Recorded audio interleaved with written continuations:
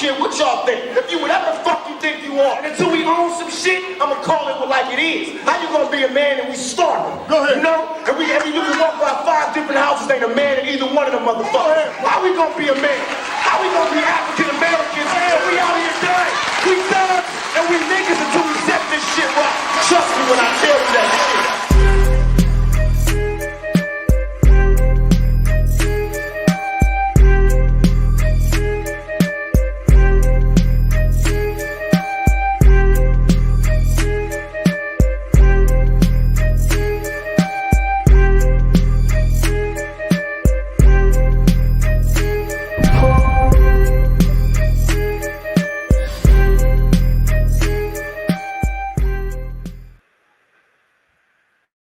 Peace and love, everybody. Certified. That shit love so much, you had to play twice. It's all good. It's all gravy. What's up to the whole family in the building, in the place? Certified salute. Y'all know how it is on the Black Alpha Network. I got to get that certified roll call. Let me know where you are. Let me know what you about. Let me know where you coming from. We got to let everybody know that this is our time, nobody else's time. Black Alpha Network, we in the building, and I got to get love from the family because today we going to drop some receipts. We're going to drop some real receipts today, not no half-stepping. Y'all know we don't know how to do anything halfway. We only know how to go full, certified, and that's exactly what we're going to do, and that's exactly what it is, man. So I got to send a certified salute to everybody who's tapping in because, you know, there's a whole lot of people out there, you know, trying to throw dirt on our name, and, you know, we ain't really big on that. We ain't really big on that. So anybody can get it today. And I got a nice list of folks who going to have to catch that work because people trying to run interference on what we trying to create, that ain't really what it's about. People trying to run interference on what we doing, that ain't what it's about. It's all about us. It's going to stay about us 24/7, 365. With that said, family, we're going to go through a list of a whole different breed of ops. I'm talking about, y'all know they pulling them out the woodwork, right?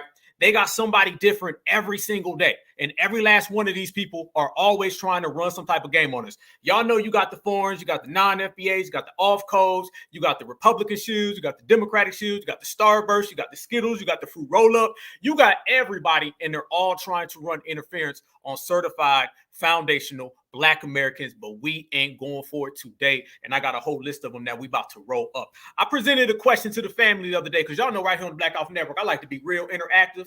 I like to hear what the family's saying. I like to see what the family's talking about. So I got me a little list right here, and I want to hear what the family feels. You know, I want to lay this down. I laid this down the other day, but I want to make sure that y'all feel me and we can really, really get some clarity up in here. When you start talking about a lot of situations that are going on right now, a whole lot of different things that's going on in the country, one of the main things that nobody ever really wants to talk about is the way they're trying to run game on us with immigration. Now, we all know the truth about immigration. Matter of fact, we know the truth about everything because when was the last time we was wrong? When was the last time that certified foundational Black Americans were wrong about anything? Our record is completely on point. So a lot of people running around here trying to run game on us and trying to tell us what's best for us. That ain't really how it is, and that don't really work. So I want to ask the family this question right now. And this is a good question. I want everybody to drop that good game on you. Y'all let me know right now in the chat. If you were the president of the United States of America, point blank period, and you saw that right there at your border, what you doing? Are you sending them home or are you letting them stay? That's the question I want to ask to the whole family because, you know, they tell us that immigration is a Black issue. They say it's a certified foundational Black American issue, and I refute that. I don't stand on that. No, not at all. And gone are the days where they're trying to tell us what is good for us, and in is the days where we telling them we're going to do what we want and we're going to make things happen for our goddamn self. So I'm asking y'all right now, is immigration a foundational Black American issue? And if you were presented with the same situation that you see right here on the screen, are you going to let them folks stay? Or you going to send their asses home? That's what I want to know from the whole certified family. Because at the end of the day, when I look and I examine the situation, we know the numbers. We know exactly the type of hate, vitriol, spite that these folks have when they come here. It ain't nothing good. It's nothing but, you know, they want to slide in on what we create. They want to steal our history. We're going to break it down today. Oh, trust me. We got facts. We got receipts. And I told you on the Black Alpha Network, we to the point now, family, we dropping spoilers, tax returns. So I want to ask everybody right now, y'all sending them home. Y'all going to make them walk home? What y'all going to do?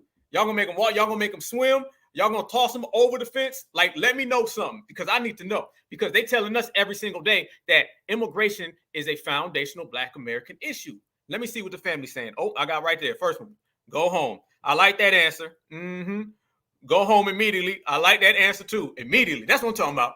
No stop, no go. You just got to roll out, roll all the way out. Yeah, because we know what type of time they on. Like, they trying to tell us that immigration is the issue that affects us, and we know goddamn well it affects us in a negative way. And let me say this, family, everybody's got the numbers. They all got the numbers. They know the way we statistically get harmed by every group that comes into the country. So the fact that they're trying to run that game on us, nah, we ain't really going for that. Yes, indeed, pack and go, get your stuff, head on back, and I don't care where you come from. They say that foundational Black Americans, they say that we try to single people out. No, we don't.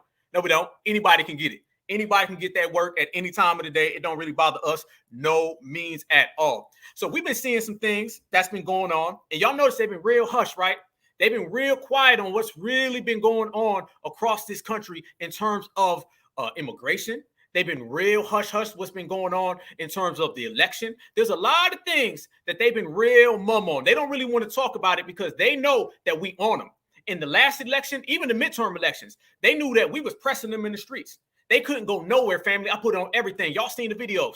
Anytime they was out in the streets and they thought they was going to run some gambit on us and they was just going to slide and be like, Black Americans, y'all got to do this and y'all got to do that. Brothers and sisters was running up on them saying, hey, hold up, what about reparations?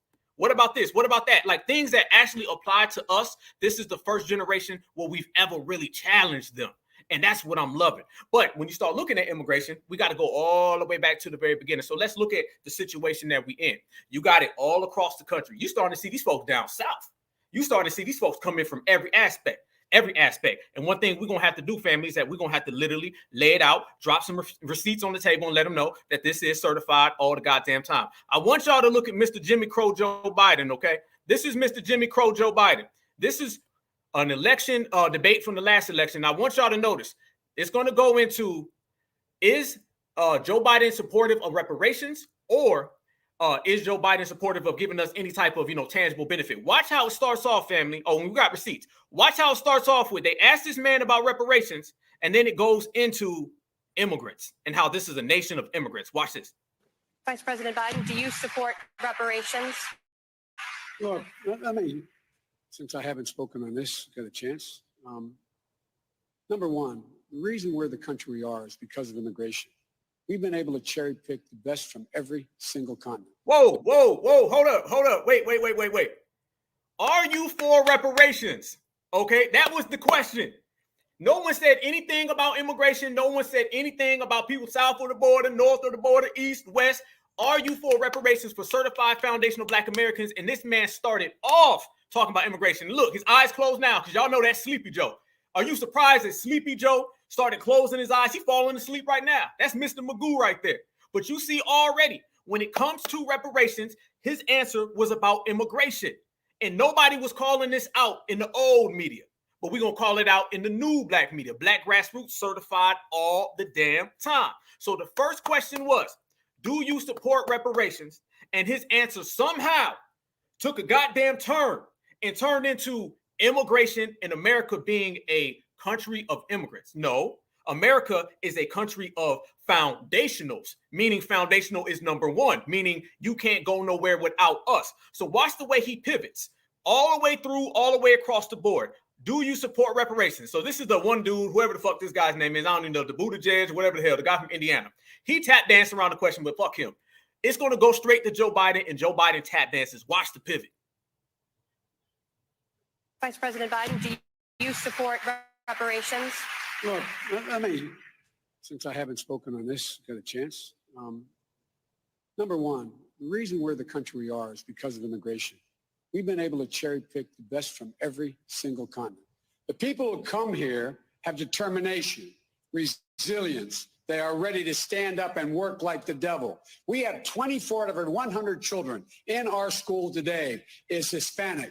The idea that we are going to walk away and not provide every opportunity for them is not only stupid and immoral, but it's bad for America. They are the future of America, and we should invest in them. Everybody will benefit from it. Every single American, and not provide every opportunity for them is not only stupid and immoral, but it's bad for America. They are the future of America, and we should invest in them. Everybody will benefit from it. Every single American, and you should get used to it. Whoa, hold the fuck up. First off, Y'all notice how he got angry, didn't he? He got angry. This man can barely remember last weekend, okay? He struggles knowing his name. If you watch, supremacy will kick into autopilot, and it's clear he's only on autopilot supremacy, and he's on autopilot supremacy based on 172 years, because he's 172 years old. 172 years of practicing supremacy is the only thing that he really remembers. The man don't remember his wife. Literally, he said his wife was his doctor / his agent. Couldn't even remember. He shook hands with the heir. No lie. Y'all can look it all up. It's on YouTube. He turned around and shook hands with somebody that wasn't even there. I don't know what the hell he was seeing. He said that he's running for Congress when he was running for president. He said Super Thursday when he was talking about Super Tuesday. Didn't remember how many grandkids he got. But what's the one thing that he remembers, family?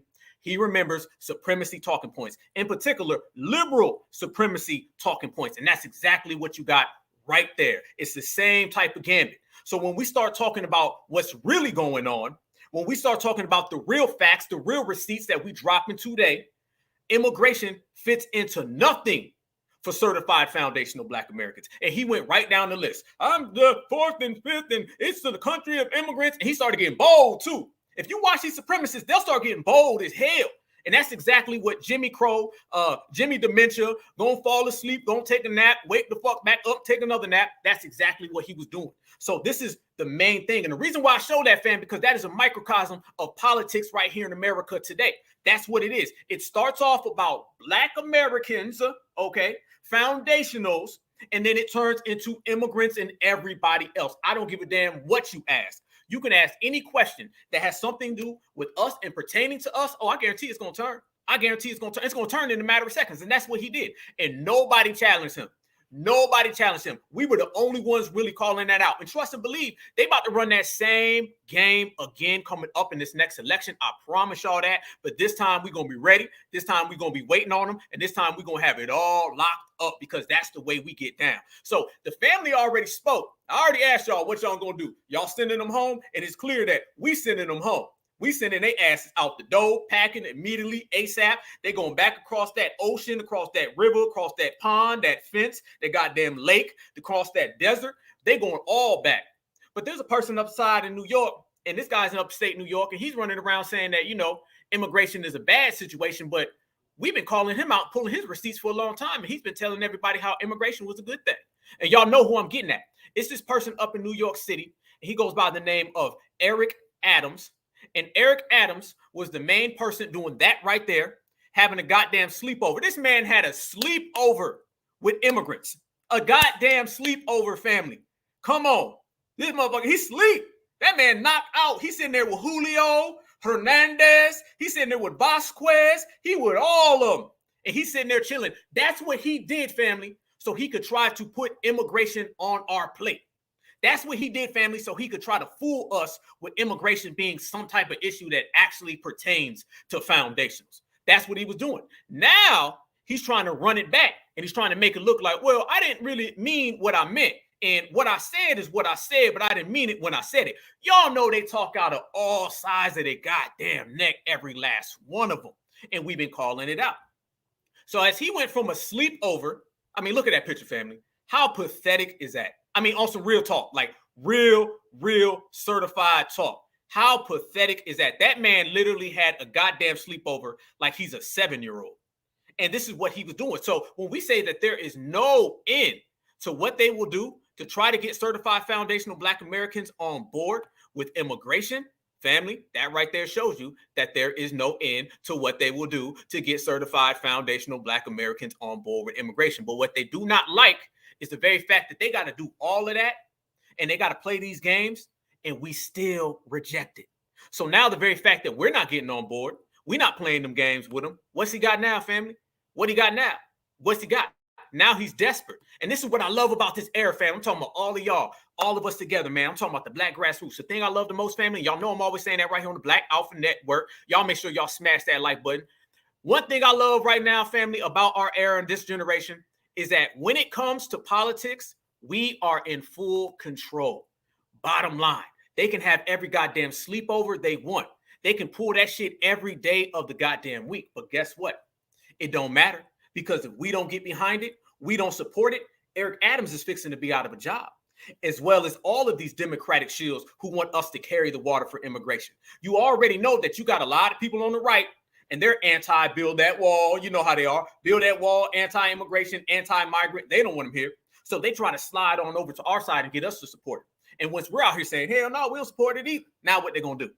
Now you're starting to see Eric Adams. He's starting to do a reverse. He's starting to put that Democratic shield car in reverse. So now he's trying to go back, family, and he's trying to say, well, there's going to be a problem here because the city is going into shambles. Everybody already knew it.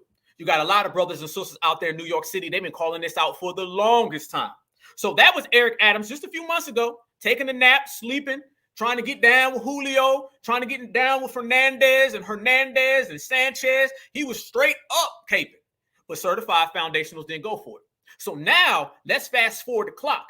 This is receipt number 1, and we're going to drop about 200 today. We're going to drop more receipts today than Joe Biden's age. So that tells you what type of time we on, big time. So let's fast forward, family. That was him just a few months ago sleeping. That's when he was trying to get us to believe in his immigration policies. But now let's fast forward to what happens in the tone, in the weakness, and how frail and flimsy he looks when we ain't going for it. Oh, he starts singing a different tune. The same way all of these folks start singing a different tune when certifieds get on board. This is my brother Sage. Salute to our brother Sage. He up there holding it down on code NYC. This is now what you're hearing from Eric Adams after the game, the hustle, and the con ain't working. Check it out. Support. And let me tell you something, New Yorkers. Never in my life have I had a problem that I did not see an ending to. I don't see an ending to this. I don't see an ending to this. Whoa, hold on. No. He said never in his life did he see something he don't see an ending to. I think that's what he said. That shit sounded like one long word. But I'm pretty sure in COON translation, he said he don't see an ending. You the one who started it. You taking democratic policies that have been being implemented all across the United States of America. You've been doing that. And y'all know New York City and Chicago, those are nothing more than examples of what they're trying to do all across the board. You already know on the West Coast, they got their hands filled with that. And as a matter of fact, a lot of them out there on the West Coast, that stuff is locked up. They bringing in them all. A lot of people don't know that there are more illegal immigrants in California than there are Black Americans. I'll say that one more time. There are more illegal immigrants in California than there are Black people. No lie. So that's California. Now let's go ahead and spin this around. Let's bring it all the way back out here to the East Coast. So now what you're starting to see, family, you're starting to see them try to implement these laws in the Midwest, on the East Coast, and definitely now in the South. That's why you had Stacey Mammy Luther King Abrams. This is why you had Raphael Warnock. They're right in the state of Georgia. And we dismiss Stacey. Somehow she's over there in Nigeria now as an international observer, whatever that means. Basically means you try to pull that shit on foundationals, and we sent your ass packing over to Africa because you can't pull that game on us. And Raphael Warnock, he's nobody. He barely even beat Herschel Walker. I mean, nobody takes him serious. But that is what we're talking about. These are these people who are trying to implement these policies on us right here in this country. So we're not really going for the game, family. We're not really going for the hustle. And this is more. Listen to this guy as he continues to talk that nonsense, and listen to him as he continues to try to sell us immigration. Ain't working. This issue will destroy New York City. Damn. Destroy New York City. We're getting 10,000 migrants a month. 10,000. One time we were just getting Venezuela. Now we're getting Ecuador. Now we're getting Russian speaking coming through Mexico. Now we're getting Western Africa. Now we're getting people from all over the globe have made their minds up that they're going to come through the southern part of the border and come into New York City. And everyone is saying it's New York City's problem. Every community in this city is going to be impacted. We had a $12 billion deficit. No. Family, was that what they were singing a year ago? Were they singing that tune a year ago, or were they telling us to put reparations on hold, to put tangibles on hold, to put just day-to-day living on hold, to put supremacy on the back burner? Were they telling us that a year ago, or were they telling us this shit he's talking about now? This is the direct result of when you cannot hustle us. I'm telling the family, you got to understand, victories for us don't look like everybody else because we ain't everybody else. What we do is going to look different. It's going to feel different. That right there is a victory. So all these folks running around making Twitter spaces telling you to mind your own state and get your mind right, fuck that. They don't know what they're talking about. In reality, family, we have been minding our own lineage. And right there, that is a victory for us. And the reason it is because if we weren't out here right now, he'd be out here selling that to foundational Black Americans and he wouldn't be sweating. Remember, when them coons start showing their goddamn teeth, when they start bucking them eyes, then you know that they winning. Right now, he's in disarray. He hurt, family. He don't know what to do. He's upset right now because what he sees is his future in politics is going down the drain. But you shouldn't have been selling that Democratic Shield policy on us. That's exactly why it's happening. So he's starting to give us all these statistics and numbers. He could have called us at the Black Grassroots. We knew this a long time ago. We been knew this, Eric. Eric, come on now. When we was trying to tell you that real talk, you was trying to have a sleepover, Eric. When we were trying to tell you the real reality about immigration flooding your city, you was trying to sell us a sleepover, Eric. You didn't want to be the only one having a sleepover. No. He wanted all of us to have a goddamn sleepover. This man is sleeping with the migrants. A year later, he trying to tell us about the deficit in New York. It's the same thing with the deficit in the United States of America. Y'all being flooded across this country by immigrants and migrants, and shit ain't as good as it sounds, and it ain't as sweet as you think. But who been saying it the whole time? Us right here in the Black Grassroots. We've all been saying it. We all been calling it out. So right there, family, that is somebody who is calling for help. That's the cry for help right now. But guess who ain't helping? Y'all take a deep, deep guess on what community is not coming to Eric Adams' aid. We ain't putting on no goddamn cake. We ain't flying off no goddamn building. We ain't putting none of our tangibles and policies on hold to come help you. You already know that lineage is us. We ain't coming. We ain't coming. You can cry all damn day long, Eric. You might as well go have another sleepover because you made your bed, literally. Literally, he made his bed. Now he got to sleep in it. So as he sits here and he complains, and he talks all that nonsense, as our person right there, we are going to stay on code. We're going to hold it down all day, every which way. Listen to him still complain, still gripe, and all of these inaccuracies and all these desperate statements that he is saying. Listen, family. That we're going to have to cut every service in this city is going to be impacted. All of us. And so I say to you, as I turn it over to you, this is some of the most educated, some of the most knowledgeable, probably more of my commissioners and deputy commissioners and chiefs live in this community. So as you asked me a question about migrants, tell me what role you played. How many of you organized to stop what they're doing to us? How many of you were part of the movement to say, we're seeing what this mayor is trying to do? And then what do you mean what this mayor is trying to do? You were just having a sleepover with him. This is what I'm saying, family. These folks have no shame. No shame at all. They will literally do something on Tuesday, turn around and tell you on Wednesday they didn't just do it. This is one of them I didn't mean what I just said ass people. This is what we're talking about, family. So no at all. Quit trying to say what role did we play. We played the role of sitting over there on the sideline because that's one thing about us in this era, family. We know when to sit something out. Family, don't we know how to sit something out? Remember back in the day when Black folks would always have to get involved in something? Y'all remember that? It was like whatever happened, Black folks had to jump in. It didn't matter. It could have something to do with somebody on the other side of the planet. Somebody that can be openly anti-FBA, and you would see a whole bunch of Black folks trying to get involved. And injustice everywhere is an injustice on all of us. They was catching planes and jumping on boats, trying to go save people on the other side. We ain't doing that no more. Hell no. We over here saying, man, listen, they ain't got nothing to do with us. That don't concern us. And if it don't concern us and it ain't got nothing to do with us, you can catch us over there on the sideline. I'm going to be over there on that sideline. I'm going to be drinking some lemonade, drinking some good lemonade. Might even be popping some popcorn, watching it happen. And I'm going to be watching Eric Adams go from a sleepover to a meltdown. And that's what's happening. That's meltdown Eric Adams. He was sleepover Eric Adams, and now he don't really know what to do, family. So we sitting back, we relaxing all the way across the board. And remind you, up there in New York City, we ought to understand that's Tetherpalooza. Half of the damn teachers, half of the NYPD, these folks are all non-FBA. All non-FBA. And they've been harassing brothers and sisters for the longest. You got to go way back now, family. Let's go way back. You can go back to the 90s. You can really go back to the history of New York. But let's just go more recent. Sean Bell, Kai Gurley. Where was the help then?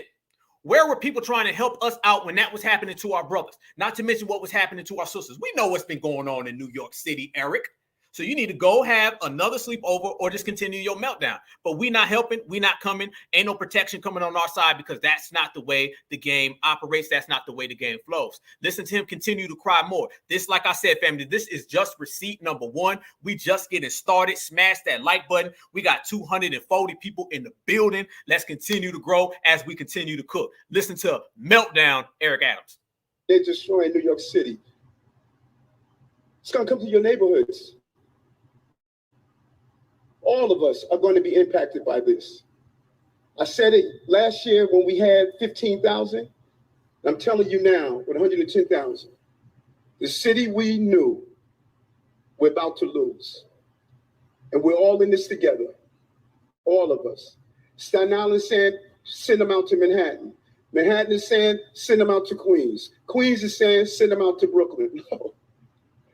It's not the game we can play. Open the floor up. He crying, y'all. He hurt. He hurt, y'all. He wobbling. He shaking. He can't stand on 10 no more. That's what it is. He can't stand nowhere. He don't know what to do because he's hurt, because all those policies now are starting to come back and affect his career.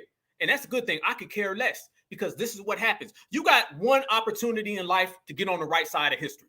People like him and all these sellouts and these bootlicks, they choose to go against certified foundational Black Americans. So therefore, they get what they get. Ain't no half-stepping in the building, family. Ain't no half-stepping. Don't be mad when something comes down and comes back upon you when you were coming at us sideways and you was out here trying to get foundational Black Americans to buy your sleep out. You feel me? This is what it's going to be, brother. You're going to have to deal with it. That, once again, is him. That was him a year ago. Does that sound like, look like, feel like anything that we were just hearing from Mr. Eric Meltdown? No.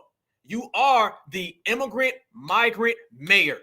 Point blank, bottom line. You've been following behind the Democrats, doing everything the Democrats been asking you to do, doing everything the Democrat Party has been demanding you to do, and you've been yes, sir, no, sir, yes, massa, I'm going to do it for you whenever you want me to do it, and now you realize ain't none of that working. And you got people of all different backgrounds right on up there in New York City, and they ain't feeling it, so now you come across and you starting to tell a whole different story, Eric. So I have no form, no way, shape, or form, any type of empathy, sympathy for him, because we already know what type of time that he is on, and we already know what type of time all of these people are on, because this is what happens in New York City and all the way across this country. Anytime somebody violates certified foundational Black Americans, it always seems to come back on them. It always seems to come back on them. Y'all notice that? Like I said, family, are we ever wrong? Somebody tell me when was the last time we were wrong. I'm talking about the certifieds. I'm not talking about the off code. I'm not talking about the people running around here just saying whatever. I'm not talking about them. I'm talking about the real ones out here. When was the last time we were wrong about anything? Haven't been, because we done changed our position. We done changed our mind. And once you do that, everything changes. So that is right there, receipt number one on Mr. Eric Meltdown. And that's what it is. He's crying. He's having coon tears right now. And he should. He should. You know what I'm saying? He's a joke. He's in shambles. And that's what it is. But family, I've been doing some research and I've been digging. Family, it runs way deep. Let me show you what's really, really popping out there in the streets of New York City. And salute to all of my people up in NYC, because I got some connects. I got some people out there that have been plugging me up. Let me know what's really going on in the streets, because that's what we do. We start in the streets and then we build up. And with that, we encompass everything. Do you know that you got W's out there in New York, and they're literally recording themselves saying a bunch of anti-migrant things, a bunch of anti-Eric Adams things, and they're putting it on loudspeaker and playing it and just letting the whole neighborhood hear it? No lie. They're going to migrant shelters. They're recording themselves saying anti-migrant statements, and they're also saying anti-democratic and Eric Adams statements. They're broadcasting it live and loud right next to migrant shelters so they can either intimidate the migrants or they can just tell them to leave. I'm not lying, and y'all know on the Black Alpha Network, if I say it, I'm going to back it up. So listen to this right here, family. No lie, no lie, no lie. This is a migrant shelter right there in New York City. I want y'all to peep the title, family. Shelter. Migrants bombarded with 24/7 recording, telling them to leave. Legal psychological warfare is what they're calling this. One more time for your mind. Legal psychological warfare. In a shelter up in New York, a migrant shelter. They have people playing recordings 24/7, intimidating the migrants, telling them to leave. So what you're going to end up having, family, before I play this clip, you're going to have one side, you're going to be dealing with all the migrants. On the other side, you're going to be dealing with the dominant society. And what does that have to do with certified foundational Black Americans? Not a goddamn thing. Listen, family. You're being lied to by Mayor Eric Adams. This shelter has 300 cots in one room. You will have no privacy. You will have no showers. You had a hotel room with privacy in a bathroom in New York City. Do not get off the bus. Tell them you want to go back to your hotel. Go back to New York City. Tell them you want your hotel room back. This shelter has rats and cockroaches. This building has mold. It is unsafe for you. You're being... Whoa. This is supremacy on migrant crime. And we're going to FBA our way off this one. We're going to sit back and watch it. This is clearly someone from the dominant society. So Eric Adams, he done pissed everybody off. He done tried to hustle us and get us involved. You know why, though, family? It's because he really wanted us to provide protection. He wanted us to be his shield. That's what it really was. He wanted certified foundational Black Americans to be his shield. So when all those W's like this W right here talking, when they start coming after him, he was trying to put us in front and say, no, Black people support me. That's what it was, family. All of these Democratic shields, Republican shields, they always want to use us as a body shield. So anytime things start coming down on them, they can throw us in front and be like, that wasn't us. The Black community supports it. But guess what? When we don't fall for that and we don't play the shield and we don't allow them to hit that con on us, who's there to protect him now? Nobody. So when you start hearing this person yelling and this person saying, go home, go back to where you came from, Eric Adams is lying. This video right here, as well as others, is the reason why you just heard Eric Adams having a meltdown and being scared. His voice was shaking. He was trembling. He didn't know what to do. That's the mayor. And he didn't know what to do.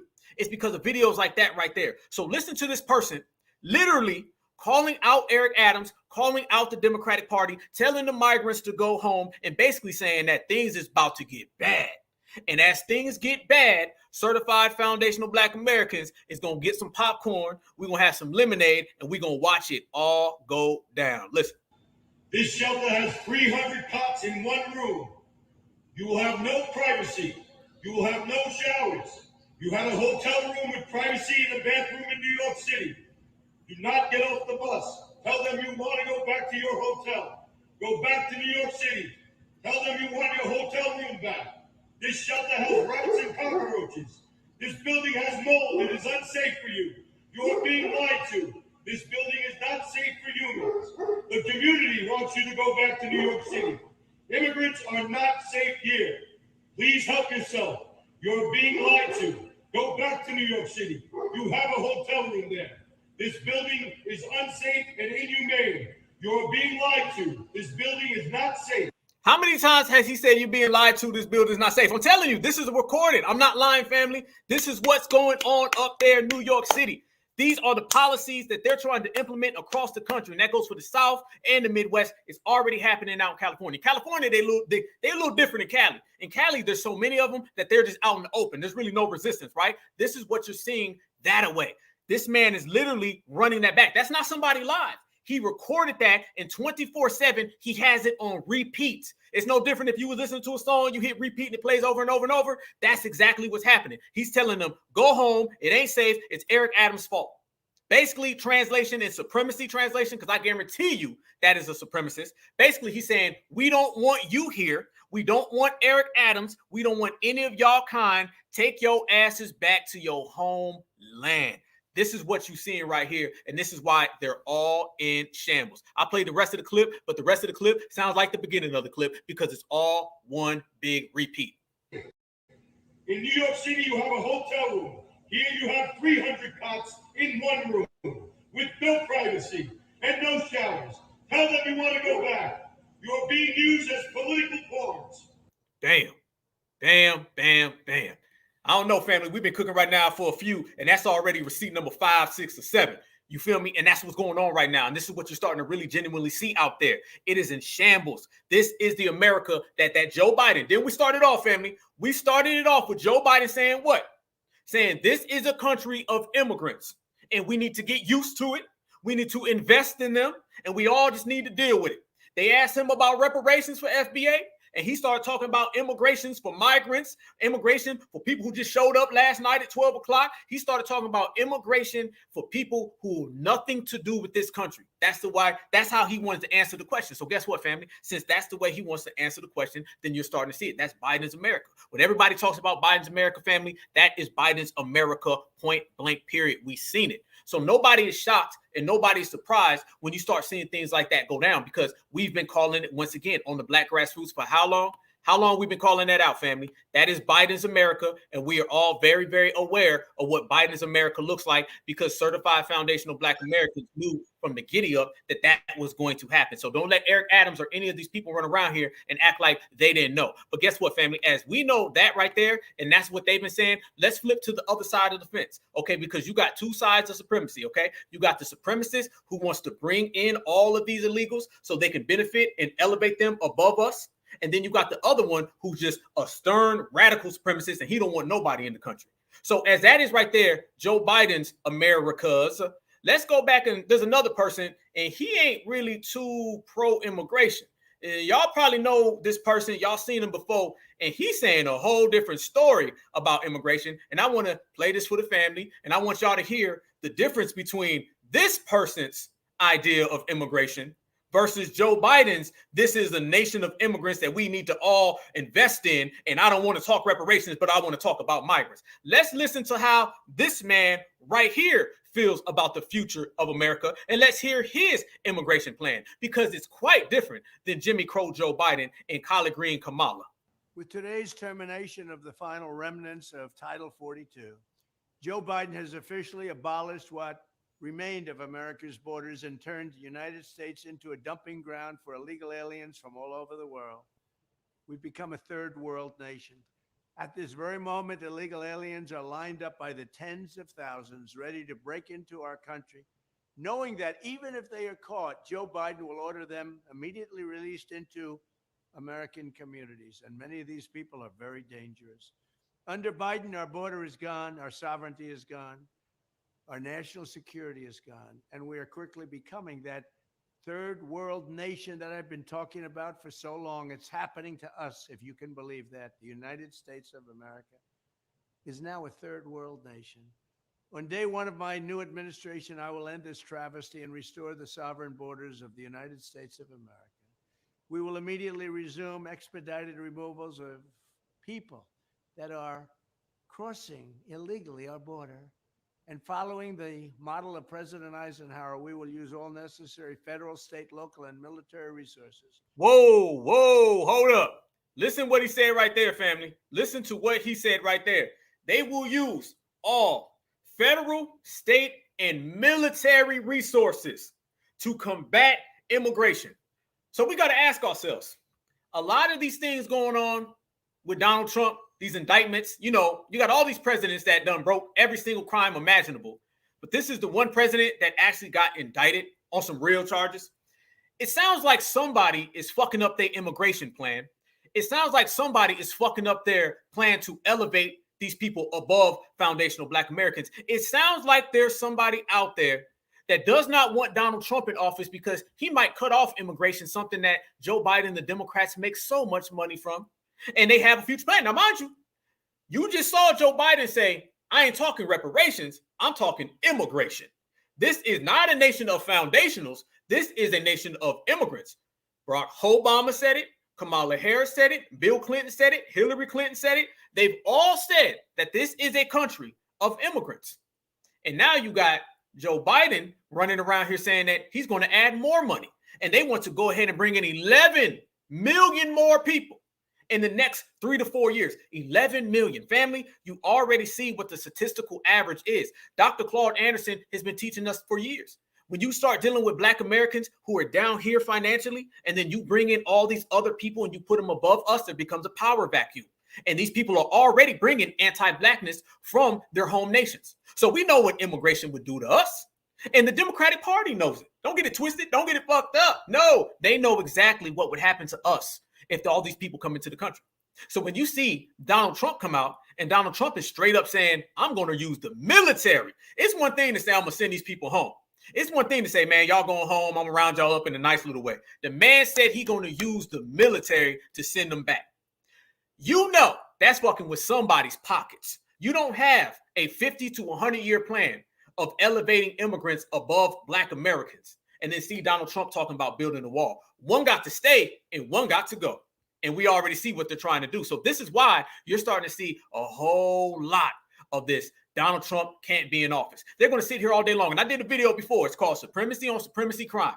One supremacist sees a future of immigrants that do all the toting the line. Yes, because they come over here and they want to be down with the dominant society. Don't let those liberals talk that stuff. Malcolm X was telling us about the liberals back in the 1960s. All these people who come over here, they want to be down with Karen and Ken. The number one thing about immigration is proximity to the dominant society. I said it. Don't let none of these people tell you that immigration is truly and genuinely about coming here from your homeland because it's so bad. Half of them say that their homeland is bad because of America, but yet they run to America to get away from America. So you run to the United States W so you can get away from the W that ruin your homeland. That sounds like bullshit. It sounds like if you can walk through a desert, jump over snakes and scorpions, you can climb over a fence with barbed wire. If you could do all of that, can't you get your homeland popping? How come you can't get your homeland popping if you can do all of the above? So it sounds like to me that immigration is really, you want to come over here and be next to the dominant society. You don't like all those brown people in your homeland. You'd rather be next to all these W's over here. And then you got the Democrats rolling out that red carpet saying, come on over, Julio. We got a place for you. We're going to give you the tangibles that belong to the Black folks. We're going to give you the benefits, the laws, and the resources that belong to the Black folks. We're even going to say that y'all created hip hop that belongs to Black Americans. Whatever it is. Y'all remember John Leguizamo Ho? Y'all remember a couple months ago, I got him too. John Leguizamo Ho was running around here trying to tell us that Latinos did everything that we did. He literally, and I'm not lying, he probably watching right now. He sat back and he studied every single talking point from the Black grassroots. He erased our name and then he put in their name. How do you know? Because he was literally using our talking points to the T. It wasn't even halfway. He was using our talking points to the maximum because that is his agenda. He is being facilitated by the Democratic Party for the erasure. And when you talk about an erasure, family, you got to have willing participants. The erasure is being facilitated by the dominant society, but who is playing the foot soldier role? Who's playing the foot soldier role? You already know. It's Julio, it's Hernandez, and then if you sprinkle in Mr. Mutombo and you sprinkle in Mr. Jolloff and Mr. Fufu, you got a big mix of non-FBAs. And what do all those people do? They come over here so they can be next to Karen and Ken. The dominant society understands FBA, we the only ones who fight back. They're sitting there saying, well, why do we want to deal with these Black Americans who always fight back? Well, we can bring in all of these people across the country, across the world, across the globe. And what they want to do is come on over here and they want to serve us. Next thing you know, you end up with, this is a country of immigrants and we need to invest in them. We need 11 million more. We need migrant shelters. We need DACA. We need Dreamer. Think about that. DACA is used based off of Martin Luther King Jr., who's an FBA. DACA, Dreamer, Martin Luther King had a dream. So when we sit here and say they sit back and they study our talking points and then they put their name in it, that is exactly what it is. So when you have the whole Democratic strategy trying to replace us with all these other groups of people, and then you have Donald Trump saying, we building that goddamn wall. And not only are we building that wall, I'm calling in the goddamn federal, the local, and the goddamn military. Trust me, the military is not going down to the border to play. I'm going to say that right now. And if we know that, they know that. So guess what? Put some indictments on his ass. Stop him. Matter of fact, before I just came on air, I just seen something came across my timeline from, I want to say it was the New York Post, and they said that Donald Trump will not be allowed to speak in the second Republican debate. They're not letting him run. They don't want him to win. Because if he runs and he wins, he calls that military up. Oh, trust and believe, family. Trust and believe. Immigration ain't going to be the way that Donald Trump's or that Joe Biden's talking. It's going to be the Donald Trump version. And more so with the Donald Trump version. Listen here. He ain't done yet, family. Listen. And following the model of President Eisenhower, we will use all necessary federal, state, local, and military resources to begin the largest domestic deportation effort in American history, to send the border violators back to their home countries, and we will do that immediately. This invasion will not stand. Our country is being invaded. Our country is being destroyed by very, very stupid people. These are stupid people. Damn. Making it plain. Very, very stupid people. And I'm going to run it back. Just a small clip, family. Notice he said they will institute the biggest deportation process in American history. That is May 11th, 2023. What happened right around that time? The indictments was right prior to that. An effort in American history to send the border violators back to their home countries, and we will do that immediately. This invasion will not stand. Our country is being invaded. Our country is being destroyed by very, very stupid people. These are stupid people. We have to get them out. We have to take back the White House. Checkmate. Checkmate. Checkmate. Checkmate. Checkmate. Dropping receipts. That's the way we do things. Nothing in between. So you already see right there, family. That's why you got the Donald Trump, and that's on the complete other side. Donald Trump's policy on immigration is the antithesis of Joe Biden's. I mean, it couldn't be more night and day. So this is what you're seeing right now. And this is why they're scared. And this is why some indictments going to come down. Because if you think that somebody in the dominant society is going to allow that to just pop off without some type of get back, some type of repercussions, oh, no. Oh, no. And then think about this as well, family. What did they do in terms of Donald Trump and his indictments? Who they try to make the face of all that? They tried to make Black Americans the face of all the indictments. So you already see what they try to do. They said the same way Eric Adams tried to use us as a shield, the Democratic Party said we're going to indict Donald Trump based on their own Democratic strategy, based on their own supremacist agenda, but we're going to put Black people in front of it. We already know what type of time it was. But family, if people don't believe the migrant situation, when you start hearing people say it's an invasion, we got more receipts because, you know, that's just what we do. We drop receipts, we drop spoilers. So can't nobody remix it, retwist it, or rebrand it. We're going to drop it the way it's supposed to be. Family, I came across this right here. And this is anybody who's been at the border. And I have been at the border. I've been literally down at the border in El Paso, Texas, right across the border. I seen folks jump in the water, swim across, get up, dust themselves off, and go to the club. I ain't lying, family. Swim across the water, dust themselves off, wring out their damn shirt, got fajitas and all that shit, hot sauce, all that, and then go to the club. And this is there, and now they're taking these people and they're busting them there. Why do you think they bust these people, family?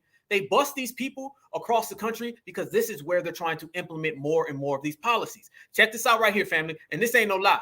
This is at the border. Why this man is giving his little speech or his little story about the border, you start seeing folks just start coming across. Motherfuckers just stop and start looking at the camera. And they even got a bunch of Blaxicans too. Oh, yeah. You know the Blaxicans that they don't talk about? You know the Blaxicans that they did not acknowledge on the census and just until the 2020s, I want to say. I think it was the 2020s that they finally acknowledged that, you know, there might be Black people in Mexico. Now, we go down there and you see Black folks everywhere. You go down to Latin America, the Caribbean, Black folks all over, Puerto Rico, all over the place. But they only acknowledge these people in the 2020s. But as this man right here is talking, you see Blaxicans, you see non-Blaxicans, you see everybody crossing the border. That's just the way they move out there, family. Once again, this is the reality of these immigration policies, and this is the reality of what's really been going on. Watch this, family. We're here along the border fence, and you can see there's this huge gap that migrants are using to walk into the U.S. This has become a makeshift asylum center. It's also been exploited by smugglers and cartels to bring migrants across. They're cashing in, but Yuma is at capacity. So what happens now? It's the next step in a harrowing. Look, they just crossing. Hello. Look, hey, they just walking by as this man talking. Hello, hello. Hello. Hello, hello.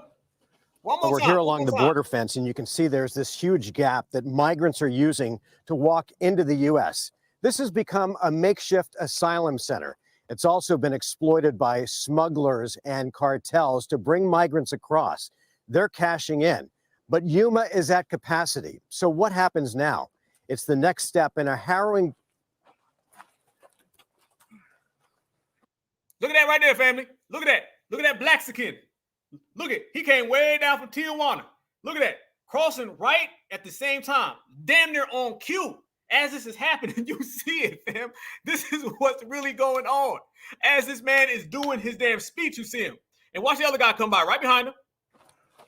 Look at that boy looking. Boy, them eyes bucking too, boy. He said, boy, I've been walking through this desert. I got to get me a Karen in the can. They don't treat me too good down there in Mexico. So let me come up here and see if they treat me better in the United States. Nope. I got an answer for you, family. They won't. Hello, hello. Hello. And they ain't going to treat him better neither. Look at Mr. Sanchez. They go Mr. Julio. Mr. Julio in the building, family. Julio, he think he gonna get a date with Karen. He might even want a date with Ken. I don't know. But look, this is what they're coming for. Now, if you can do all of that, you can't get your homeland popping. These dudes is sweating. They walking through the desert. I mean, a desert is a desert. You know, when you're 2 years old, a desert is hot, okay? There's no water in a desert, all right? There's scorpions and rattlesnakes in a desert. But you walking through that desert, just lollygagging right along, but you can't get your homeland popping?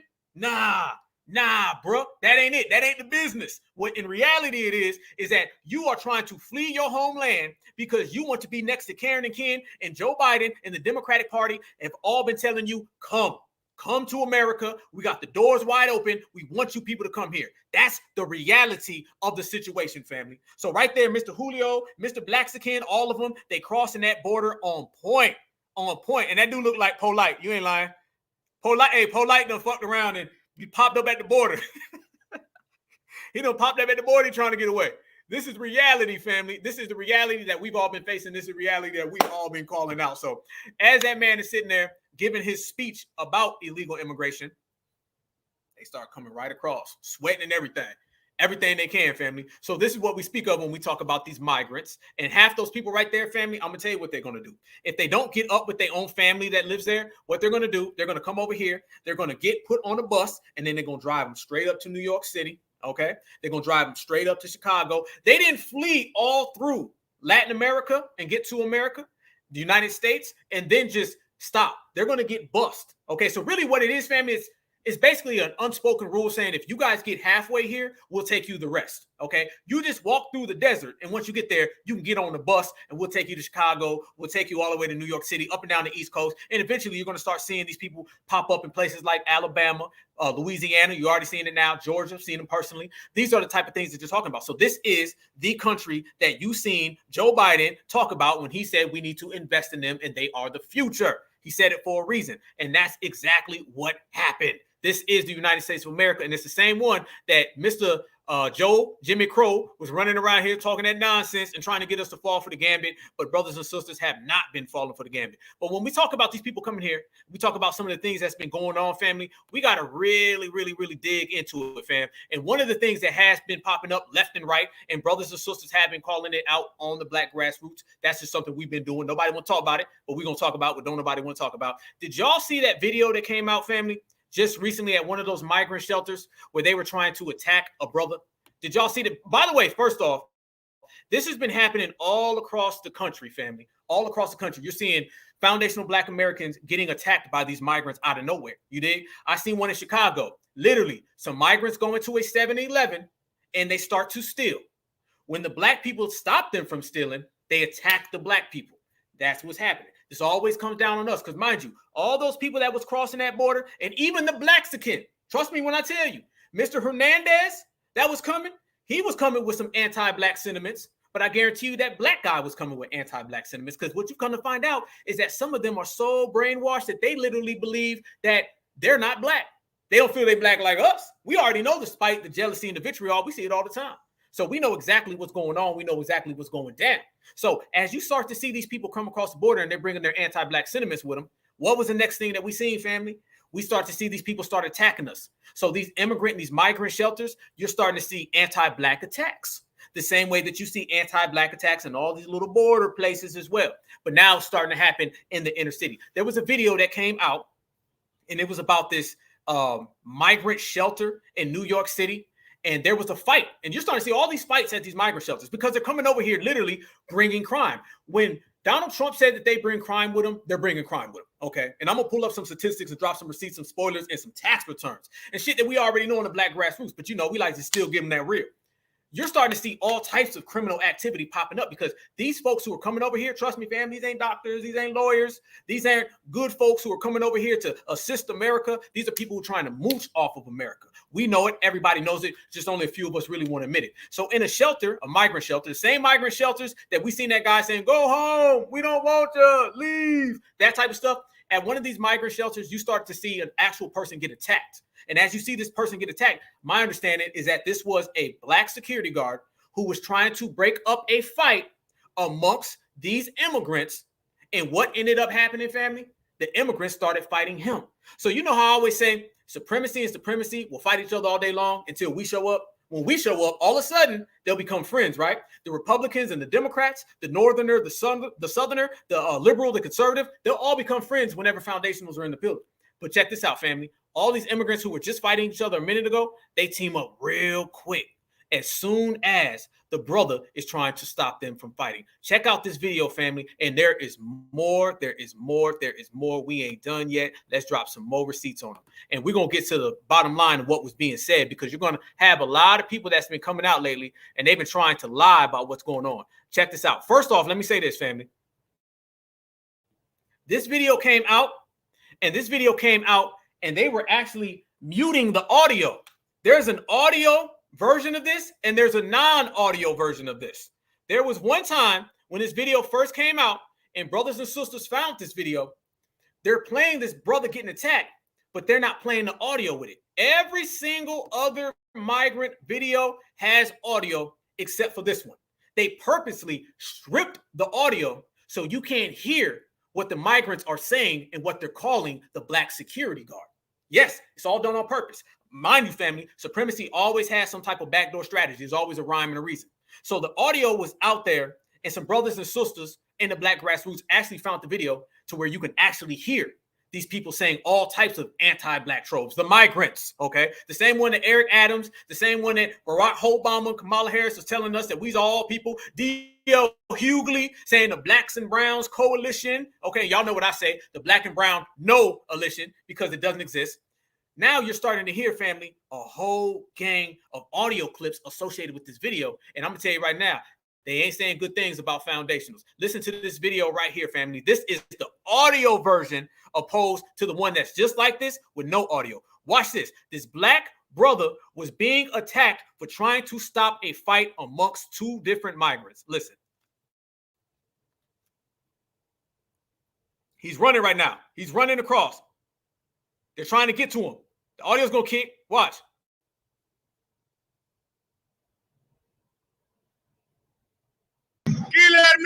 Whoa. Watch it. Let me run it back. This is the beginning. The audio is going to kick in. Watch him trying to get away, family. Watch him trying to run. Salute to our brother Nas. Watch him trying to run away because they are trying to get after him. Mind you, this brother broke up a fight and he's being treated this way. Watch. And then listen to what they say.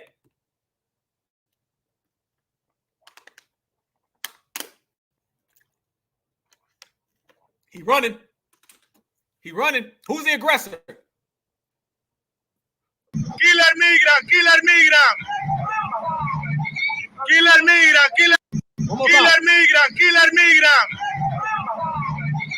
One more time. Killer migrant.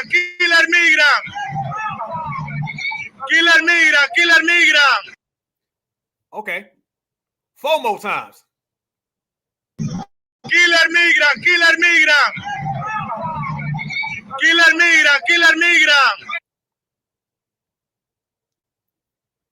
This right there is what they were saying to that brother as he was trying to actually be the good Samaritan. Now, let me say this, family.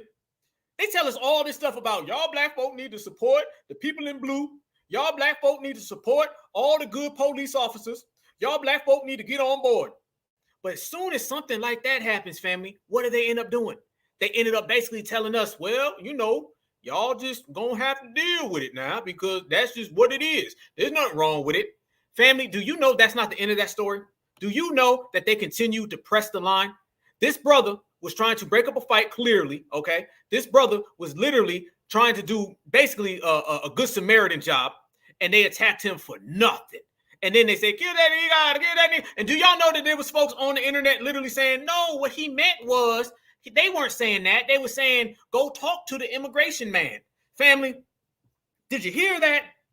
What did that sound like to y'all? Because I ain't trying to hear nobody remix that. We heard. See, they always trying to tell us we ain't see what we just saw. We ain't hear what we just heard. And they pissed off in this era. We saying, no, we know exactly what we heard. That man was clearly saying, you know what, to us. Point blank, period. And absolutely. I see both of y'all wrote this right there. I see you too, brother. Both of y'all wrote that. Hate crime. And there's this whole thing about hate crimes, and we're going to get to that on this episode. Man, y'all smash that like button. We cooking tonight. Let's go. We're going to drop some receipts all the way live. This whole thing about we already got a hate crime and hate crimes, we're going to get to the real facts about hate crimes, and we're going to get to the real details and the nuances without a shadow of a doubt and show the real actual existence of hate crimes and how they do not protect us, and we don't even have one. So all these naysayers coming around here trying to tell us that we already got hate crime laws, that we already got reparations, that's a lie, okay? And we're going to get to that. But what's more of a hate crime than that right there? And this is a hate crime by somebody who shouldn't even be in the country. But guess what? When we say that the dominant society starts caping for these people, family, when we say that the dominant society really starts pulling out the chairs and trying to protect these migrants, y'all notice we're the ones who always have to present the news of migrants or immigrants doing crime. Look at how much you see migrant and immigrant crime being reported on the news. And then look how much you see on your timeline. On your timeline, 1, 2, 3, 4, 5, 6. But when you start watching the news, it's 1, skip, 2, skip. They hide the crime rate of these migrants and these immigrants because they are the puppets of supremacy. Mind you, supremacy is going to protect two things. They're going to protect their supremacist members, and they're going to protect their supremacist minions, okay? The members and the minions both have to get protection. Reason being is because they're both serving supremacy. So what you're seeing right here in this situation, family, they're going to pull out the red carpet and protect them. I'm talking about when you see these folks that are driving, no license, ain't even from America, the car ends up crashing and harming somebody. The news, hush, they don't talk on that. No talk. When you hear about these folks that are harming our brothers and sisters out in California, these straight A students, firebombing their homes, y'all all seen it. Go Google it, hit it up on YouTube right now. Y'all see it.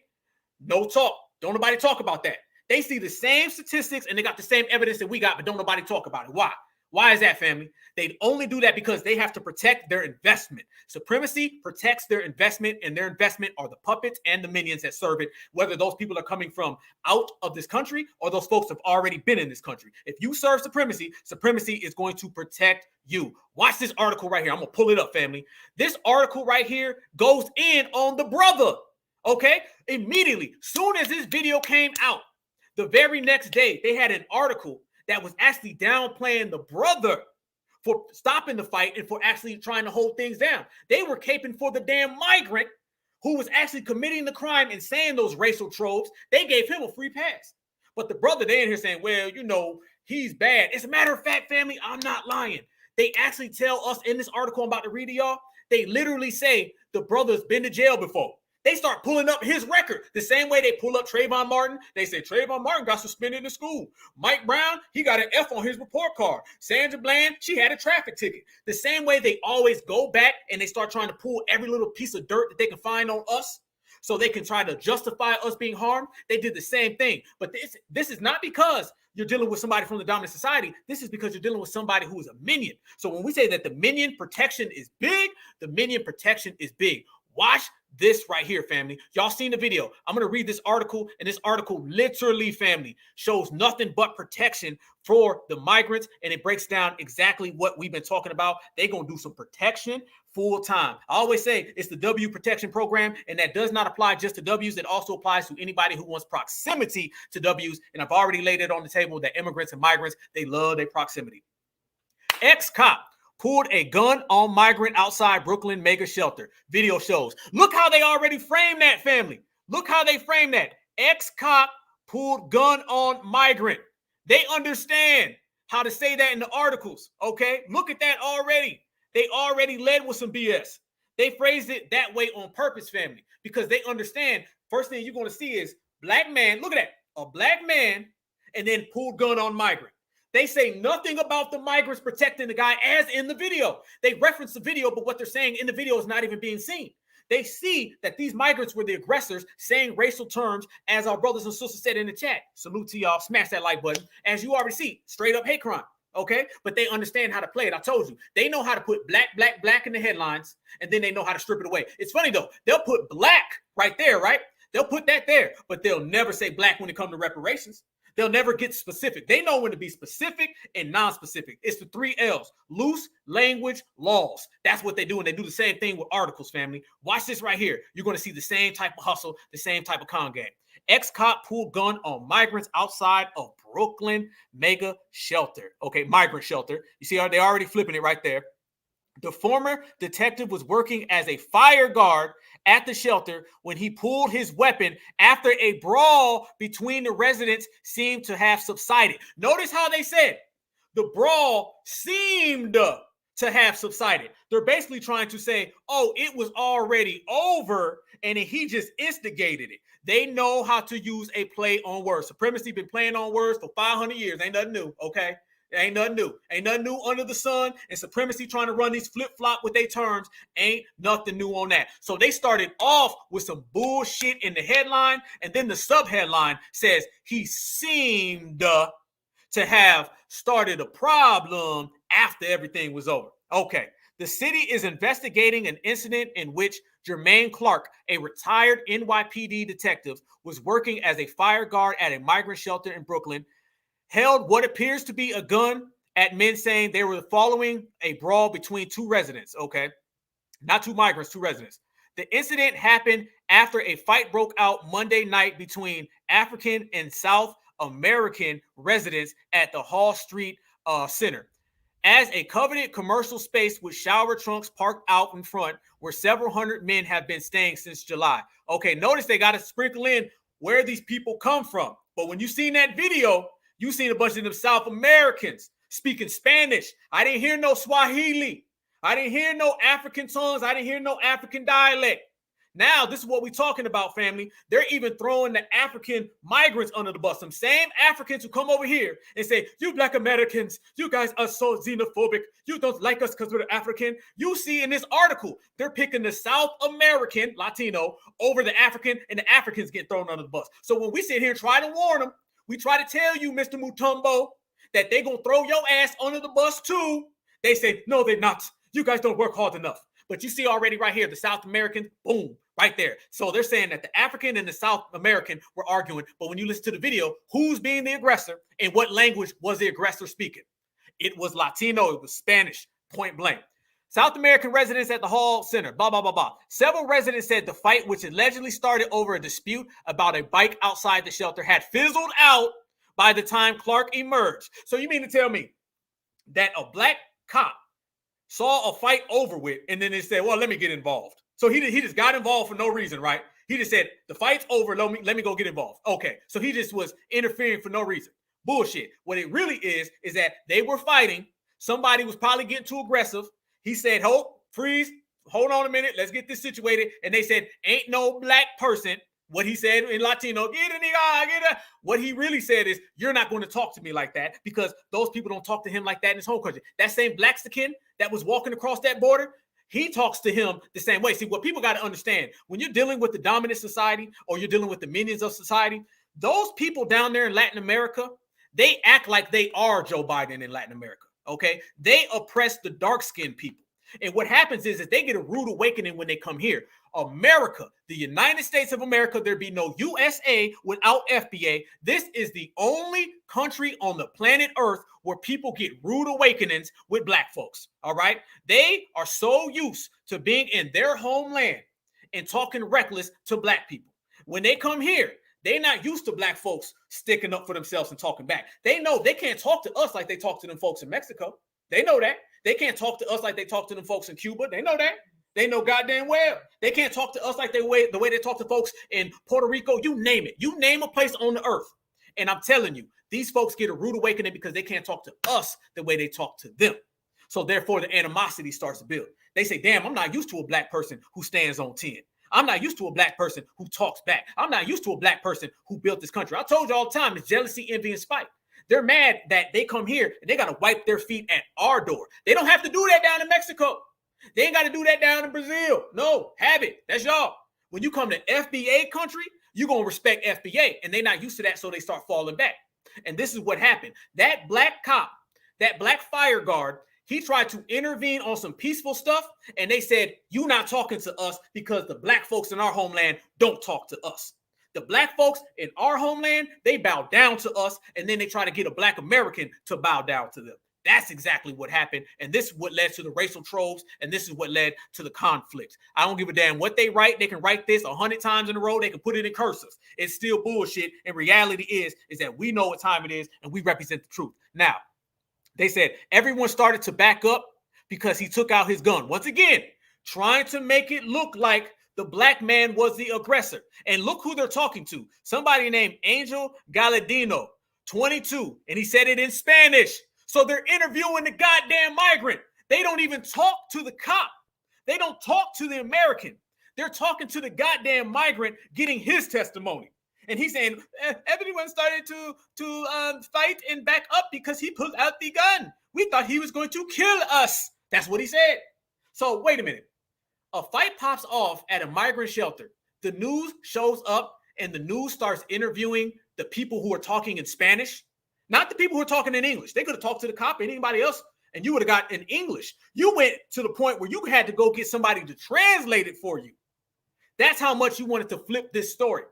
This shows you again, they will protect the migrants. They will protect supremacy. Moving on. A video obtained by the city shows the shelter staffer trying to separate Clark from another man who seems to be yelling and pointing at him. Family, not one time in any of these videos did we see anybody try to separate the black man. The videos are the black man running for his goddamn life because they were yelling K-I-L-L him, okay, and they were chasing him. This is a bold-faced lie, and the video doesn't show it. So they're already telling us what the damn video didn't even say. Moving forward. Clark then retreats. How is he retreating when just a second ago they said that he had to be separated? Are you being separated or are you retreating? It sounds like that whole separating was a lie. In reality, they came after him and they were trying to attack him. Clark then retreats backwards with the weapon in his hand. They got to keep saying he got the weapon. Maybe he's got the weapon because there's like 20, 30 of them that we've seen in the video that are trying to get with him. Okay. As migrants walk toward him with their phones out, he then jumps over an orange plastic traffic barrier. Before going inside the shelter entrance, video attained by the city shows. A separate video also attained by the city, right? Okay. Shows Clark backing toward the shelter while onlookers shout he wants to kill migrants. Oh, bullshit. Hell no. No. First off, wait a minute. They're saying in this story that they're saying he was going after them and they were yelling, he wants to kill migrants. He wants to kill migrants. So they refer to themselves as migrants? That's what they're saying. So if somebody were to come and attack me, I'm going to yell, they want to hurt someone with a red hat. They want to hurt the man with the red hat. Or am I going to say my name? So they refer to themselves as migrants. So you mean to tell me in the clip that we heard, where it's pretty clear, they're yelling, go get him, go harm him. And they refer to him as the N-word. You notice the article ain't saying nothing about the N-word. And they said the migrants were saying, oh, he's trying to harm the migrants. So they're referring to themselves as migrants. I've never seen any person get harmed and refer to themselves in the fifth person. That wasn't even the third person, family. That was the fifth person. Come on. Don't play with me. Don't play. Straight up. You ain't lying, brother. You ain't lying. Yep. Y'all write in the chat. Yes, indeed. Yes, indeed. Straight up. They were chasing after him.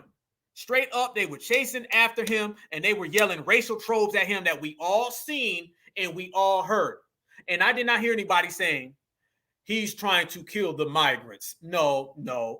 That's not what was said. That is not what was said. And nobody's referring to themselves in 17th person. Okay. That's not happening. The person didn't say us. The person didn't say we.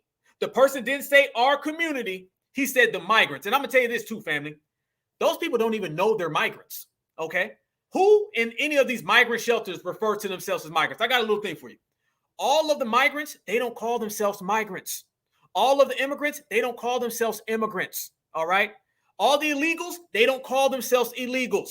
So if you're trying to lead us to believe that in a situation where they feel attacked, they're referencing themselves as migrants, that is a bold-faced bullshit lie. And we ain't going for it. Ain't going for it at all. This is why we are here. This is why the Black Grassroots is going to keep things thorough so these type of lies don't get off. There used to be a time when that shit used to work. Now that shit does not work on us at all. Never. So back to the story, family. We already exposed 17 lies in this first couple of seconds. So now they're saying, oh, they're trying to get us. They're trying to get us. And here we go.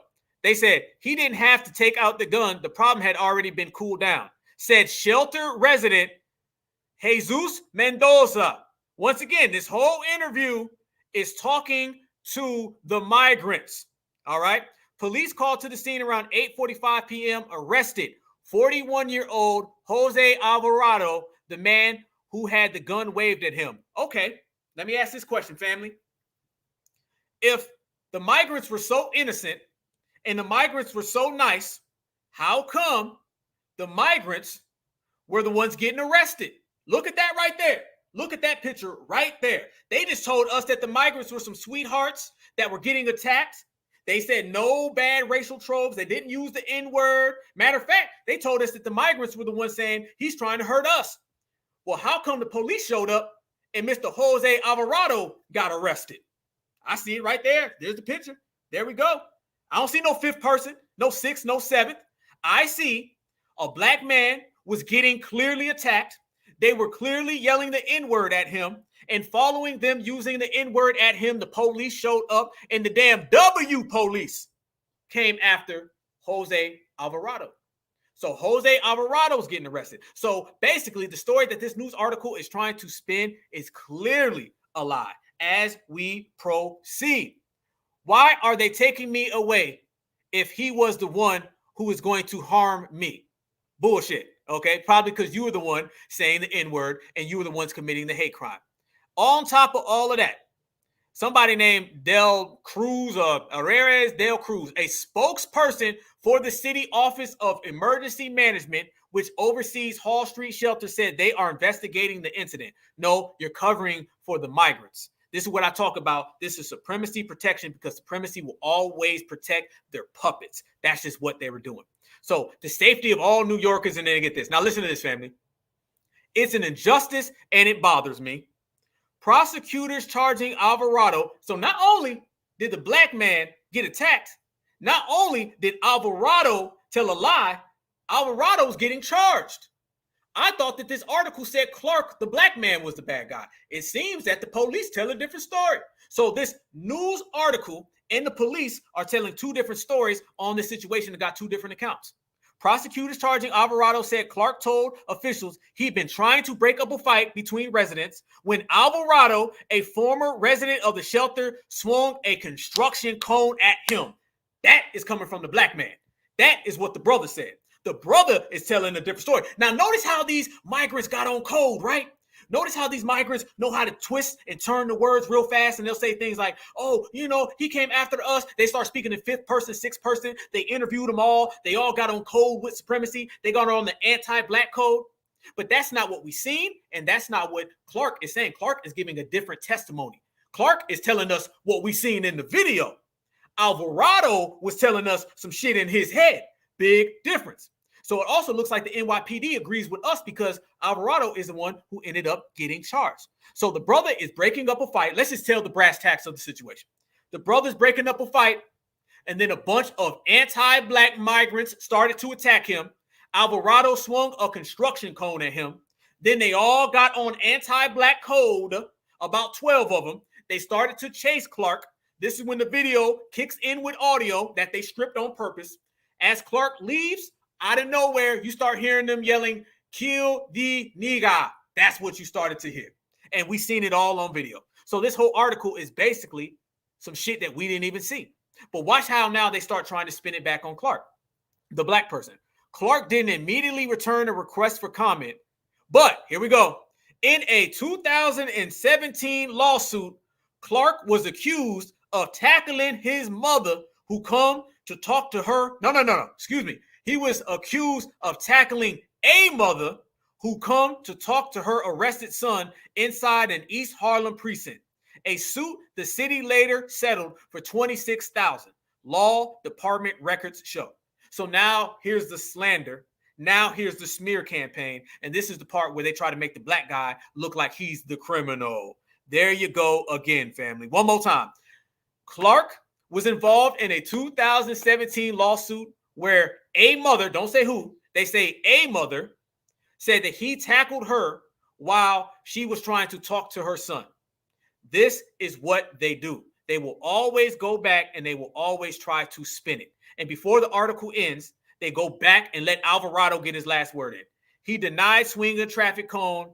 He said he had no idea the man worked for security when he first took the gun out, and he never touched him. He never identified himself. He was screaming at me in Spanish. This guy keeps saying it was an injustice and it bothers me. Listen to how they use the term injustice, family. Y'all see, they're quick to use certified foundational Black American words. Okay. Injustice, peace, tangibles. You're starting to see our terms pop up everywhere. That lets you know that everybody is watching. So this Alvarado, as well as the rest of them, family, these are no more than your typical anti-Black migrants that Eric Adams and the rest of the Democratic Party have brought into all of our spaces, and they've been trying to litter us with them left and right, right and left. And this is why we've been rejecting them, and this is why we've been calling them out step for step, day by day. And it doesn't stop there, family. As we proceed and we break down even more receipts, I want y'all to notice this as well.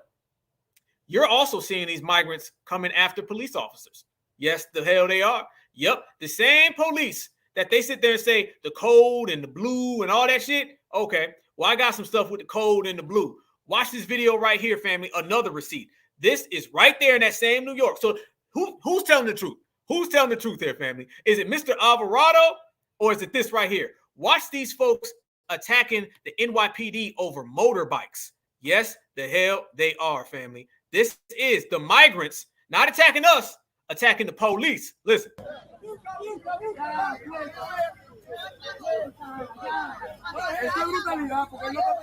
Mira, le está pegando en la cara, ¿oíste? Le está pegando en la cara, ¿oíste?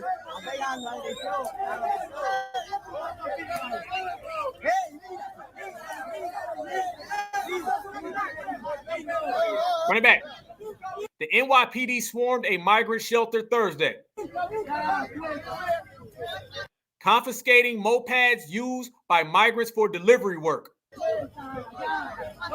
Look at them over there, family. Look at them over there. Once again, the migrants out there stirring up trouble. Officers arrested 6 men as they wielded stun guns. Mira, le está pegando en la cara, ¿oíste? Le está pegando en la cara. It shoved migrants to the ground.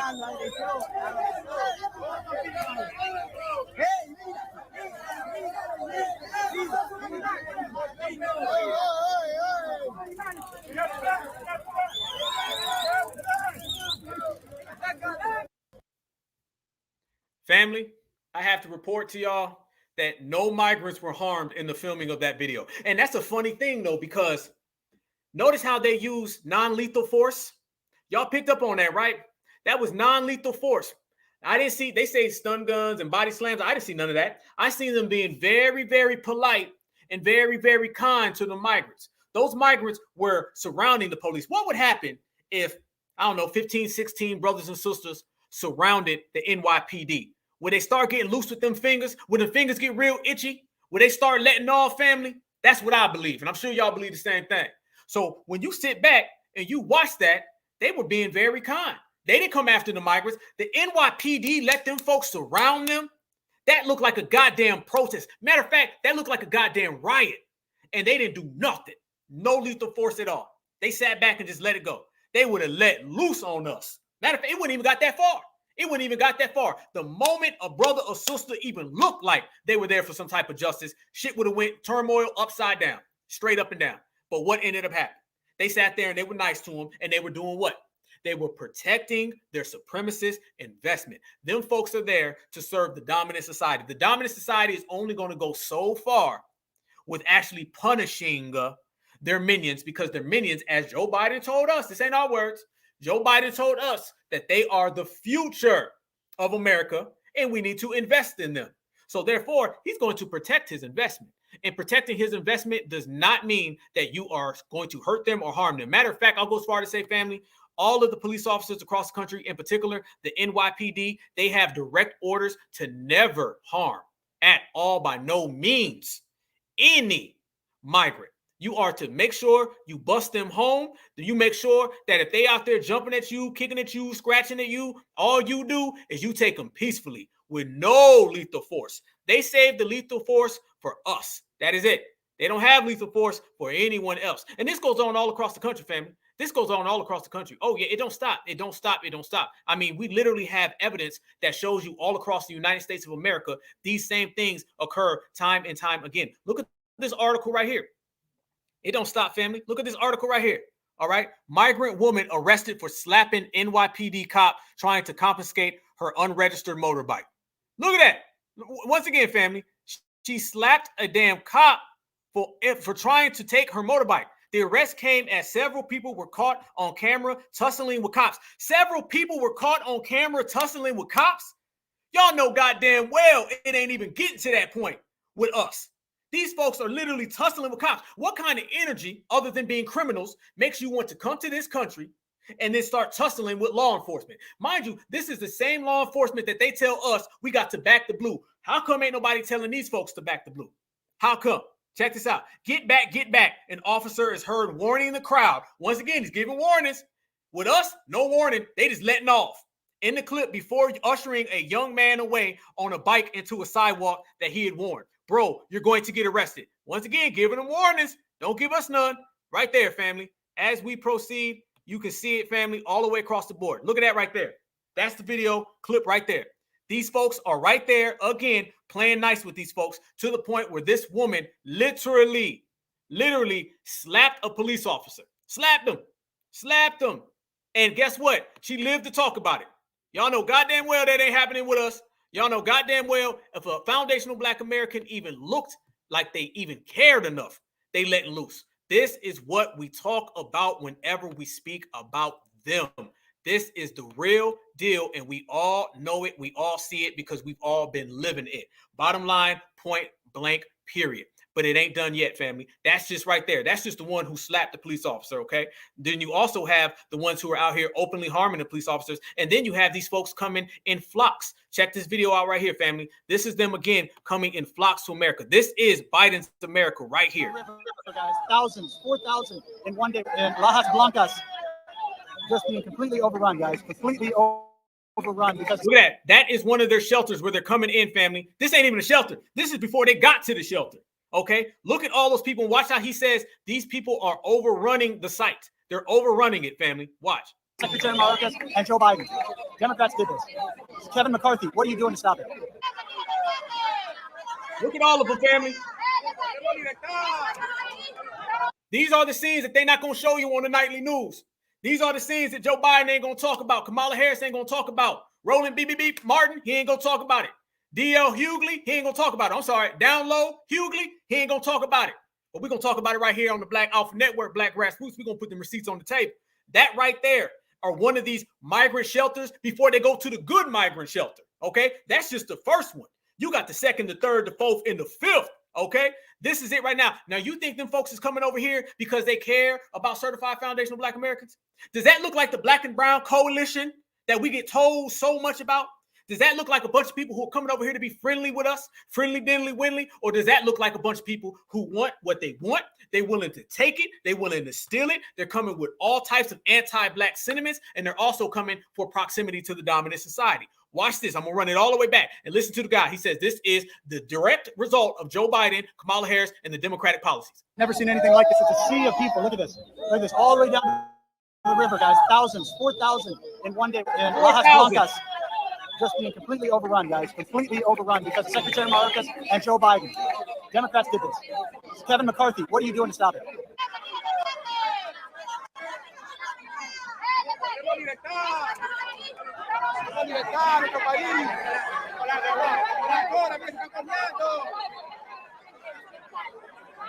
you make of this, man?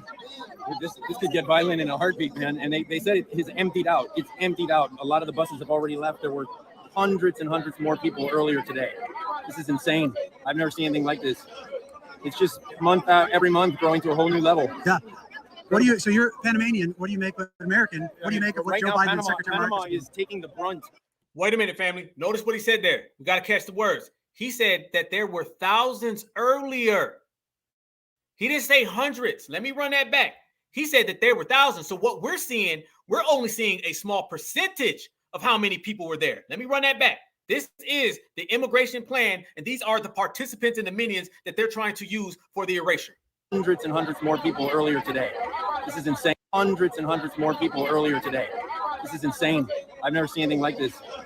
It's just every month growing to a whole new level. Yeah.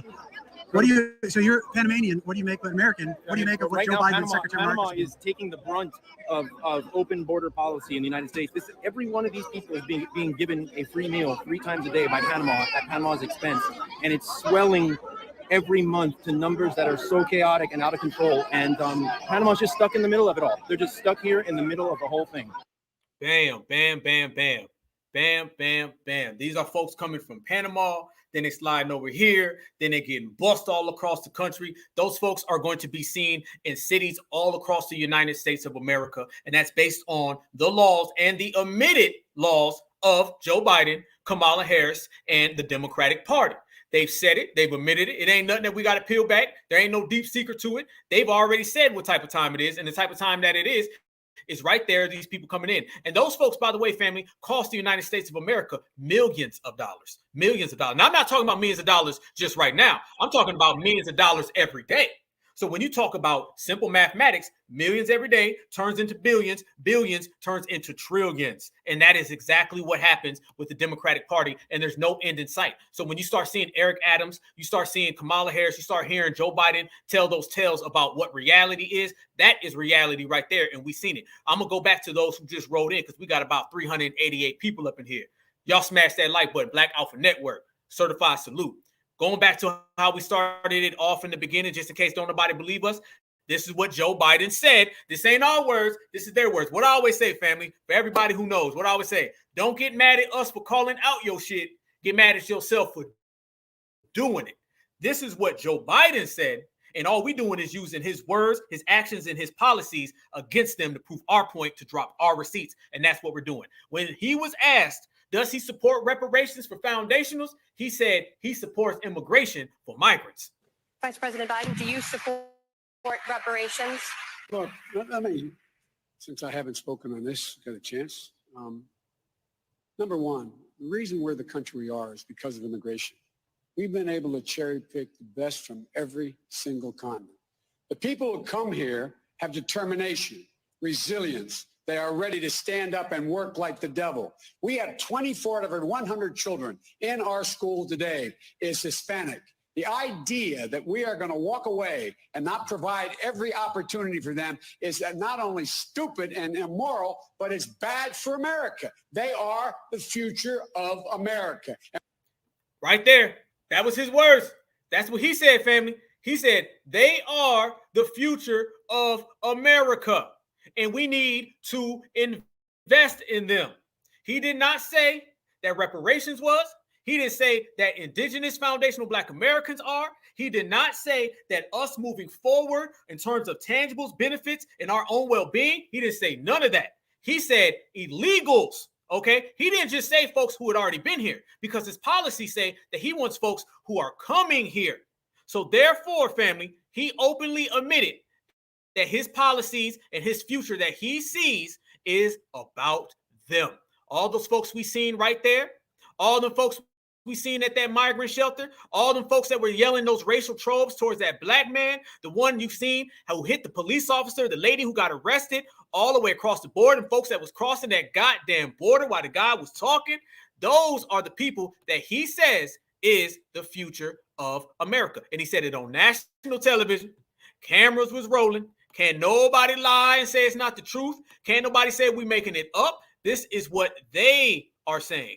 So bottom line, point blank, period, you are dealing with a future of Democratic policies that only harms foundational Black Americans in the process, and anyone who tells you otherwise is a goddamn lie, and it's our job to expose them, and it's our job to run them off the block, and that's exactly what we do time and time again, and we will continue to run them off the block because we are the only ones who got the talent to do so. Now, speaking of talent to do so, family, there are more reports that have been coming out. Listen to this one. Family, no lie, this story came out literally yesterday. Okay, this is no lie. This story came out yesterday. Do you know, on top of everything that we just spoke of, do y'all know that there is a pickpocket crisis? Yes, New York Post again. There is a pickpocket crisis going on in New York. And I want to ask the family, who do y'all think is behind these pickpockets? Who do y'all think are the folks who are literally the ones participating in this behavior? I'm going to tell you who it is. Pickpockets from Central South America using kids to target unsuspecting tourists in Times Square. more receipts of criminality coming from this community that Joe Biden is elevating and giving money to. Crews of migrants have been using children as decoys to pickpocket unsuspecting tourists in Times Square, the Post has learned. The area from 6th to 8th Avenues between West 42nd, West 49th Streets has seen a number of pickpocket complaints skyrocket 222% to 187 so far this year, from 58 at the same span of time in 2022, NYPD data shows. Let me highlight that right there, family. They cannot dispute it. They cannot run it back. Everything that we say, we put receipts on the table. This is the beauty of receipts, family. They can't spin it.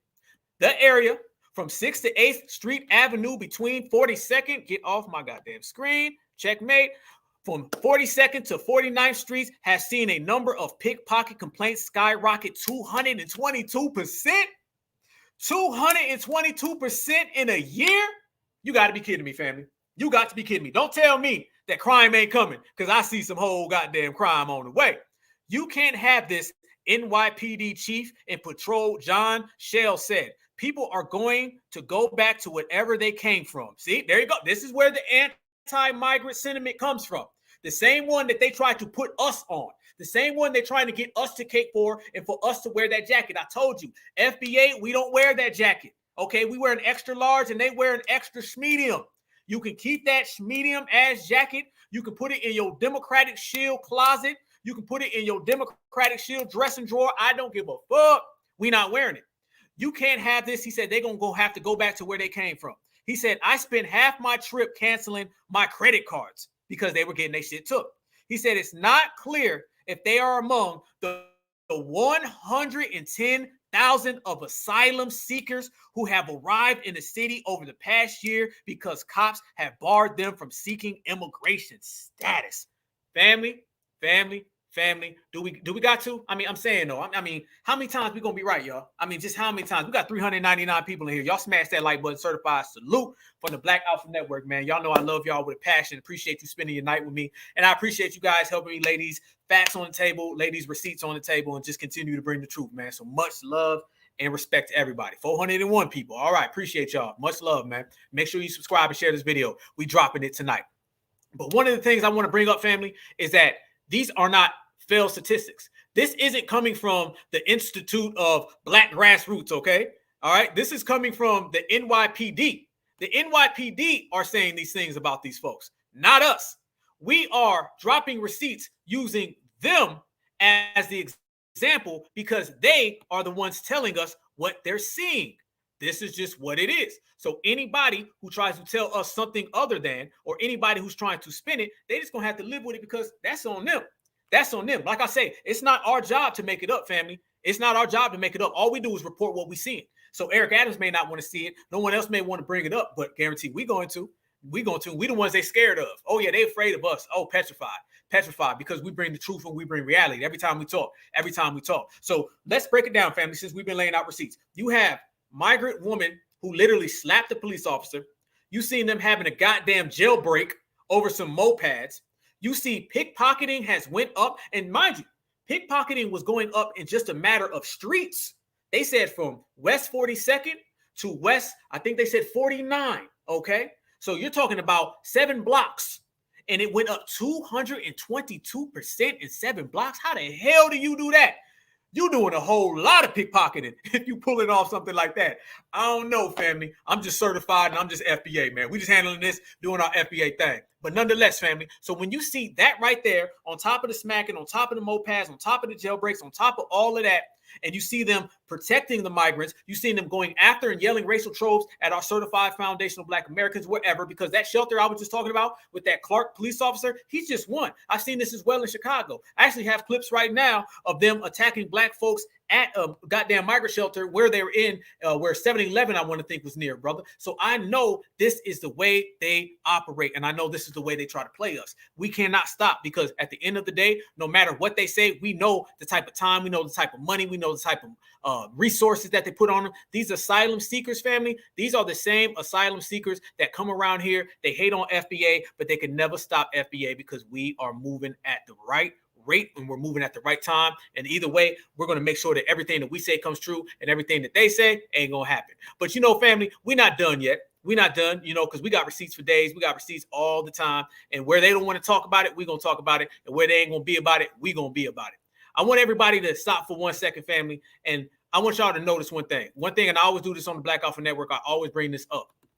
I want to send a certified salute to us, because we are the generation in the era that's changing it. I don't care where you're from. I don't care. East Coast, West Coast, down South, Midwest. If you are part of this FBA family tree, represent where you from. I don't think I've ever done a roll call in the middle of the show, but y'all please give me another FBA roll call and let me know where you at in the chat, because we are the ones moving everything, and it's going to take us to get everything on the right path. This ain't the old days. I told you, this ain't the yes we can era. This is the hell to the nah era. And in this era, we ain't about that bullshit. These asylum seekers, these Democratic shills, or whoever, they're going to have to come up with something different, because what used to work on the African-American don't work on the foundational Black American. You are right, my brother. FBA is growing and it's getting stronger every day, and we're stronger than ever. What I'll say, man, unbreakable, untouchable, unmatched, and stronger than ever. Salute to our goddamn selves, because we did this all by our goddamn self. Ain't nobody helped us. Salute to VA, California, Southside Chicago, all my Cali people in the building. Salute to Texas. Yes, indeed. I see y'all. This is the way we move right here. Seattle, yes, indeed. I see you, brother. All the way live. All my people from New York City. This is what we do. We stick together, man. People won't try to break us up. Nah, ain't gonna happen. Salute to Florida. Much love. That is my second home.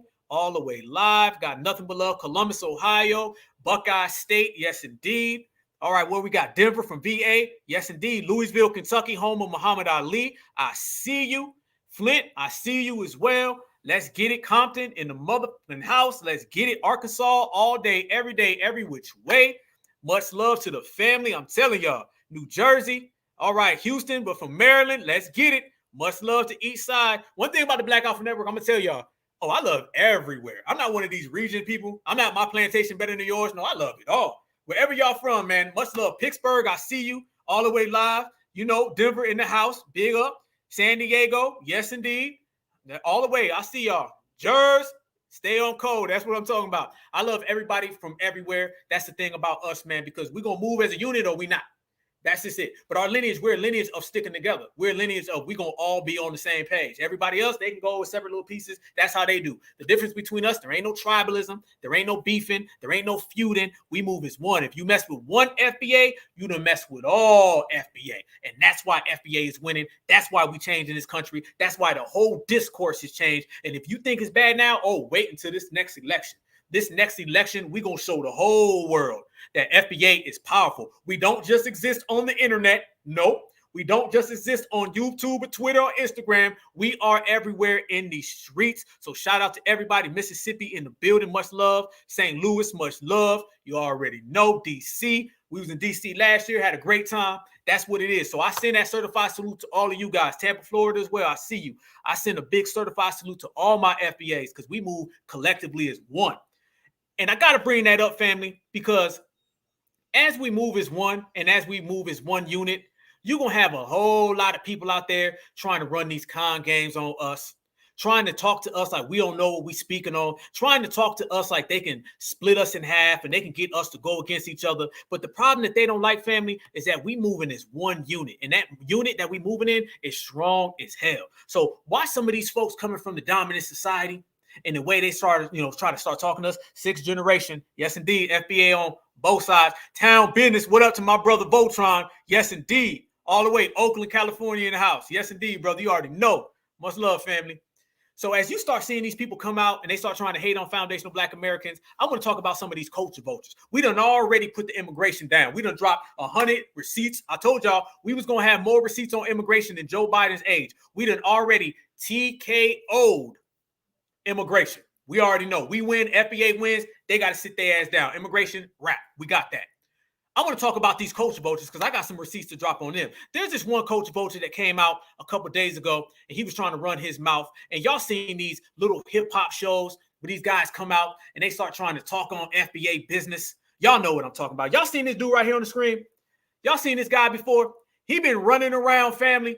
He been talking crazy about certified foundational Black American. First off, a lot of these people in the hip hop world, they've been letting guys like this come into our community for a very long time, all right? They've been letting these folks come on, tilt their little hat to the side, put on some chains, hit you with the yo, yo, yo, what's up, dog? And then all of a sudden, these people, after they do that, the next thing they do, family, they try to flip it on us, and then they try to take some type of, claim. Let me say this. The dominant society don't go nowhere without trying to run things, all right? That's how the dominant society operates. When the dominant society comes around us, the dominant society comes around us to be culture vultures. That's what they do. This little thing where Black folks think they're going to show up to be our friends, man, they ain't coming to be our friends. They come in here to steal. And that is exactly what happened. I see exactly. You already know what I'm talking about. Yes, indeed. Yes, indeed. So this guy, Adam 22, Adam 0, you feel me? He's been running around trying to insert his name in foundational Black American business, just like Vulture Vlad. You got this guy and that DJ Vlad guy. These are two completely non-Black. I ain't even gonna say non-FBA. They non-Black. But yet when they come around here, I want the family to notice how they try to spin things and they try to pit Black folks against each other, FBA against each other. And the only thing they do is cause confusion. That's all they do. They are only here to cause confusion amongst our community. They'll never do it in theirs. Because by the time somebody comes around us, all these folks who come from their community, they only show up in our community because they failed in theirs. If they was getting it in, that's right there. Brother, let me take that. Right there. You already got it, brother. You know where I'm going with this, family. Certified salute, brother. You threw me that alley-oop. Yes, indeed. Y'all already know when they come around our community, they only come here because they failed in theirs. You can't get your own homeland popping, so a migrant comes to the USA that FBA created. You can't get your own success in your own dominant society, so you come on over to hip-hop. Y'all notice this pattern and this trend of people who are failures, who want to stick their nose in our business? You ain't create no hip-hop. You ain't create no music. So what you do, you want to come around our music. You want to take our culture and you want to tilt your hat to the side because you can't get your own shit popping. You can't get your own homeland popping, so you want to come over here. All of these, I can't get my own things popping. I failed, face first, can't get off the ground as people always want to come to certified foundational Black American society and start running their mouth about us. So this culture vulture right here, he been running his mouth talking about our brother Tariq Nasheed. He was also talking about Dame Dash. And I did a video about a year ago with this guy talking about Dame Dash. And he was trying to speak on Dame because there's a video where Dame Dash was G-checking him. Oh, Dame was checking him. Because Dame said, how you going to tell me as a Black man what Black people think? That's the thing they do. They come in here and they try to act like they know who we are, or they try to talk to us like they carry the big stick or they're the principal. You feel me? That's the only way they know how to operate. So he comes around, family, and he has this little video or some stuff with some tether dude. I don't even know who these people be. I'm telling y'all, I don't know them until I roast them. That's the motto of the Certified Black Alpha Network. I don't know them until I roast them. So check this video out right here, family. This is Cup 22 trying to speak on certified foundational Black Americans, and he's talking about tethers. See, FBA issues with the diaspora ain't got nothing to do with him. He needs to be talking about what goes on in the mayonnaise and the Miracle Whip, okay? The mayonnaise and the Miracle Whip is your problems, all right? Reparations and tangibles are ours. You need to stay over there with your bland-ass mashed potatoes, your Toby Keith CD, your Taylor Swift CD. You need to stay over there and worry why your wife wants a Black man. That's what you need to worry about. Quit worrying about certifieds on this side.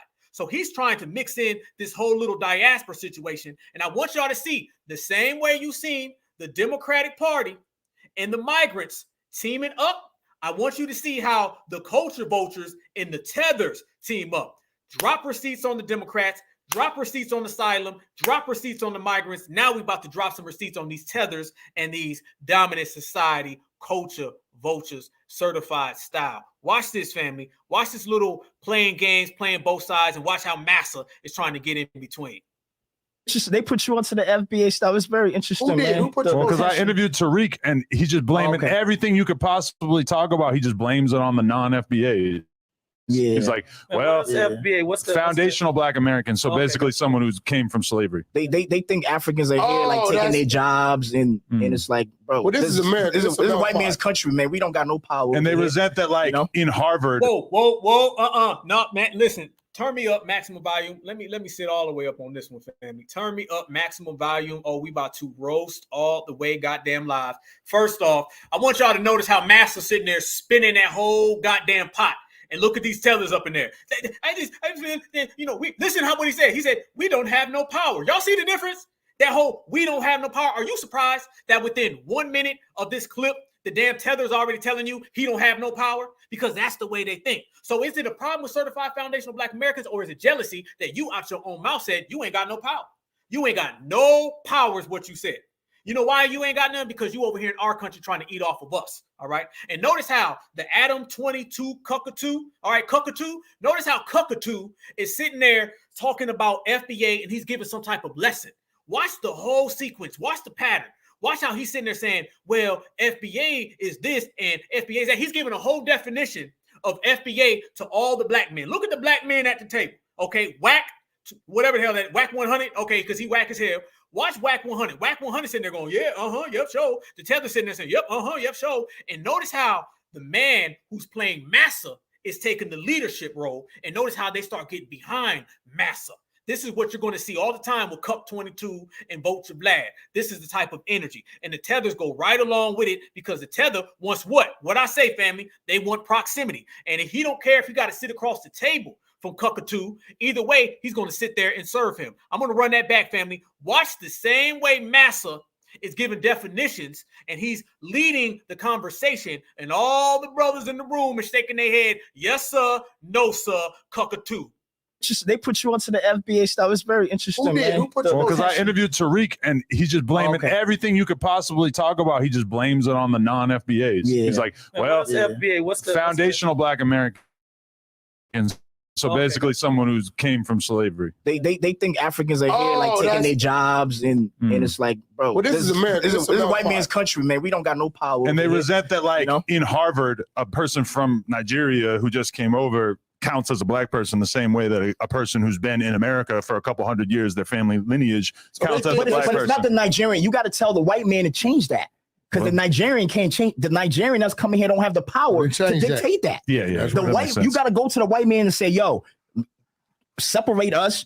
We gonna be Black and call them Africans. Don't put us together Black/African. The African can't do that. So it's like you mad at the wrong person. You know what I mean? So and that's but Tariq, he be hustling. That's his whole thing. You know, it's like he push hate and he make money from that. You know what I'm saying? I'm not gonna say the dude is not trying to build something, but he found like a niche, like people who are just mad at Africans, and he just antagonized them. And it's like, yo, let's stop, freeze, motherfucking freeze. First off, if that man ain't got some tether ass tears, you see him, he just over there crying. Look at Whack. Even Whack's over there looking at him like, what the hell this man talking about? Look at him right there, family. He said, y'all can't tell us that we not saying. Y'all need to go to the Massa and tell him if Massa didn't do it, then we wouldn't know who it is. If you don't be quiet, sit your tether ass down, okay? And look at the forehead flipping behind him. What kind of damn dreads is them? He got 3 on one side, 2 on the other. Okay, this one starts off small. His goddamn front braids started off about 120 pounds. That motherfucker ended about 400 pounds. Look at them twisted ass braids. Now check this out. Notice how he starts saying, be Black and call them Africans. Don't put us together Black/African. Family, that's what you call delineating. That's what we've been doing. That's what you call separating. That's what we've been doing. So the very fact that he's trying to sit there and paint this story of us not delineating and we need to go somewhere, we don't need to do anything other than what we're doing, because guess what? What we've been doing apparently works for us. Is what you're doing working for you? It isn't, because you wouldn't be here. Mind you, fam, by the time somebody steps foot in America, you already know that they failed because they wouldn't even be here, okay? Failure comes the first day your feet step in this soil, okay? Greatness comes when our feet step in the soil, because by the time anybody in the chat was born, all 397 people in this room, if you certified foundational Black American, your greatness was already made by the time you first stepped foot in this country, because your ancestors created this country. So greatness comes when we show up. Failure comes when they show up. because if they had some type of success, they would not be here. It's simple as that, and that burns them. So that's what's got him talking to his massa, speaking about FBA and trying to run the gambit, and it ain't working. Obviously, he's the guy talking the most because he's the guy who's the most jealous. Jealous people run their mouths, certifies, just G-check them. Gary that's coming here don't have the power to dictate that. Yeah. The white, you got to go to the white man and say, yo, separate us. We going to be black and call them African. We ain't got to go nowhere to separate. We just simply going to tell you. We ain't got to go. No, see, that's your thing. Notice he said we got to go to the dominant society to ask them, can we separate? You see how everything he does, he's got to go ask for it. He's got to go speak. He's got to raise his hand. Look right now. He's raising his hand trying to talk to Cockatoo. When he's sitting there trying to talk to Cockatoo, who's sitting across the table from him, he's got to still look at him and say, right, boss? That's true now. What's the matter? We sick? Notice he got to do that, right? We ain't got to do none of that. There ain't a motherfucker on this planet the FBA got to go ask. We ain't got to ask for permission from no goddamn body. Did we have to ask permission when it came to building this country? Hell no. So therefore, we ain't asking permission from no fucking body else. Bottom line, point blank, G check. So he's trying to sit there and run that same tether game on us that may work in his tether country, and it may work on everybody else. But that colonized mind does not work on certified time. Proceed. Africans don't put us together black/African. The African can't do that. So it's like you mad at the wrong person. You know what I mean? So and that's but Tariq, he be hustling. That's his whole thing, you know. It's like he push hate and he make money from that. You know what I'm saying? I'm not gonna say the dude is not trying to build something, but he found like a niche, like people who are just mad at Africans, and he just antagonized them. And it's like, yo, let's. No. Ain't nobody mad. Ain't nobody mad but you, Matumbo, man. Boy, them goddamn Matumbos.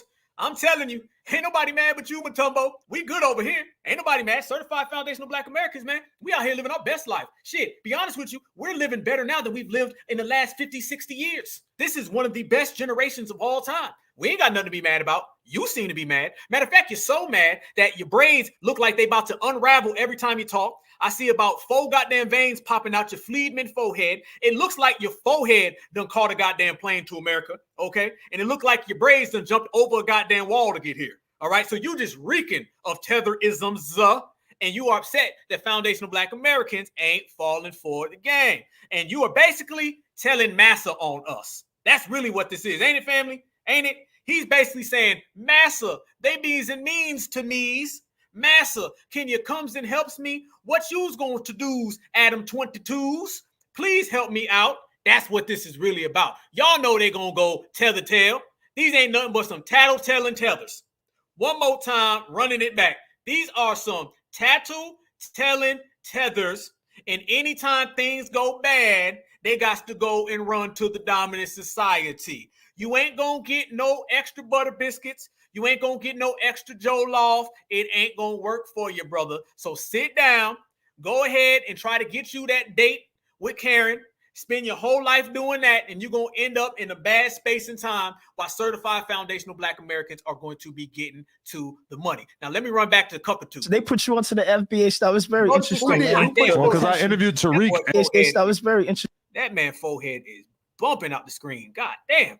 Hold on. Okay, proceed. Because I interviewed Tariq, and he's just blaming everything you could possibly talk about. He just blames it on the non-FBAs. Yeah. He's like, well, what's FBA? What's the foundational black Americans? So basically, someone who came from slavery. They think Africans are here like taking their jobs, and it's like, bro, well, this is America. This is a white man's country, man. We don't got no power. And they resent. Look who he's saying whose country it was. Notice that, family. He said this is the W man's country. And guess what? They also think it's the W man's country and they home countries. So just everywhere they go, it's the dominant society's country. This again is that colonized mind. This again is that mentality. If y'all want to see exactly the way these people think and the way they operate, it's all right there. It is the colonized mentality. It's the, this ain't our country. This is the, we ain't got no power. Within this small clip, he said, this ain't our country. We have no power. And can you please go to the W and talk? This is the difference between us and them. What I say, family, whether your ass came on a boat or a plane, there be no USA without FBA. We are not the same. Point blank, Mr. Mutombo. That like in Harvard, a person from Nigeria who just came over counts as a black person the same way that a person who's been in America for a couple hundred years, their family lineage counts as a black person. But it's not the Nigerian. You got to tell the white man to change that. Because the Nigerian can't change. The Nigerian that's coming here don't have the power to dictate that. Yeah, yeah. The white, you got to go to the white man and say, yo, separate us. We gonna be black and call them Africans. Don't put us together black/African. The African can't do that. So it's like you. Okay, let me ask you this question then. What can you do? What can you do? He's sitting there telling us what they can't do. I'm gonna ask, what can you do? Okay, you can't build your own country.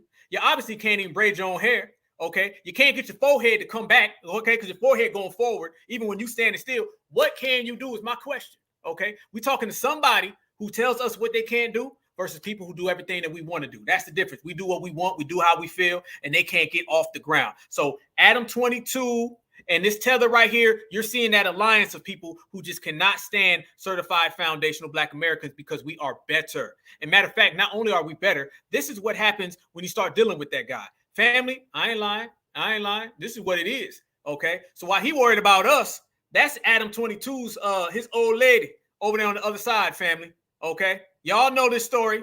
Y'all know, I ain't even got to say it. Y'all know exactly what I'm talking about. Okay. Y'all know exactly what I'm talking about Cockatoo. All right. So he's sitting there trying to take out his jealousy, his hatred, because his wife was having some fun time with Mr. Mandingo over there. And now he's upset. The same way the tether is upset because he was fleeing, he was hopping, he was skipping, he was jumping, is the same way that Cockatoo is upset because his wife was hopping, skipping, and jumping, but they was doing it for two different reasons. Don't be mad because your wife is having more fun with that man in the picture than you, and then you come and try to take it out on certified foundational Black Americans. It don't work that way. It only ends the same way it always ends, and that is with your ass getting roasted and laughed at, and don't nobody have a roast session like certified foundational Black Americans. So that's another TKO right there for Mr. Cockatoo. And as we speak right now, his wife is probably somewhere with Mr. Mendingo, twisted up, and we over here getting to the money. But I'm not done yet, family. We still got more. Check this out. This also goes back to when he got G-checked by our good brother Dame Dash. Lying. Watch how he sits there and tries to talk to Dame Dash and tell Dame Dash what Black people think. And Dame Dash said, how you going to tell me what Black people think? Well, I'm a Black man. And I'm telling you right now, Cockatoo is mad. And this started his decline of actually being able to talk. And this started his incline of hatred. Watch this. Watch Dame Dash G-check. There's family. a level Dame to ain't which playing. people are And he had to wear this L for a long time, family. thing that Black people want from Kanye is some sort But of. you're not even Black. How you gonna tell me what Black people? Wait, time out. Stop. You just said what Black people want. That's what you just said. He's aware of what Black people want from the. Second question: how crazy does it sound for a white man to tell a Black man what Black people want? I don't think it's important what race I am when I say that. I'm saying what I think from observing public discourse. I think that there's a level to which people are unhappy with Kanye, primarily because of his support of Donald Trump. Adam, I'm a Black man with a question. How is it okay for a white man to tell a Black man, oh my God, what other Black people want? If you want a real answer, that's not at all what I was doing. I wasn't talking about what a Black people want. I'm talking about from my observation, what I see, what people want from him. If you don't answer questions, why should he? I'm answering the question to the best of my ability. I don't know what the hell you want from me. The thing that Black people want from Kanye is some sort of. But you're not even Black. How you gonna tell me what Black people? Wait, time out. Stop. You just said what Black people want. That's what you just said. He's aware of what Black people want from him that they're not. Wait a second. Question: how crazy does it sound for a white man to tell a Black man what Black people want? I don't think it's important what race I am when I say that. I'm saying what I think from observing public discourse. I think that there's a level to which people are unhappy with Kanye, primarily because of his support of Donald Trump. Adam, I'm a Black man with a question. How is it okay for a white man to tell a Black man, oh my God, what other Black people want? If you want a real answer, that's not at all what I was doing. I wasn't talking about what a Black people want. I'm talking about from my observation, what I see, what people want from him. If you don't answer questions, why should he? I'm answering the question to the best of my ability. I don't know what.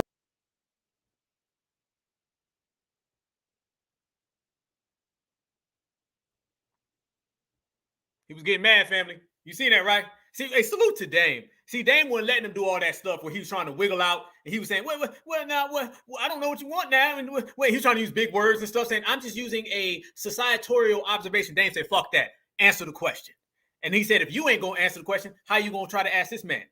Dame has been the first person on the line telling folks about these culture vultures. Dame was one of the first people to say these folks fail in their own community, so they got to try to come in our community and get some type of grace and some type of power they can't get at home, okay? And they only do that because they thrive off of being around folks like that Tether that was complaining with the predator braids, okay?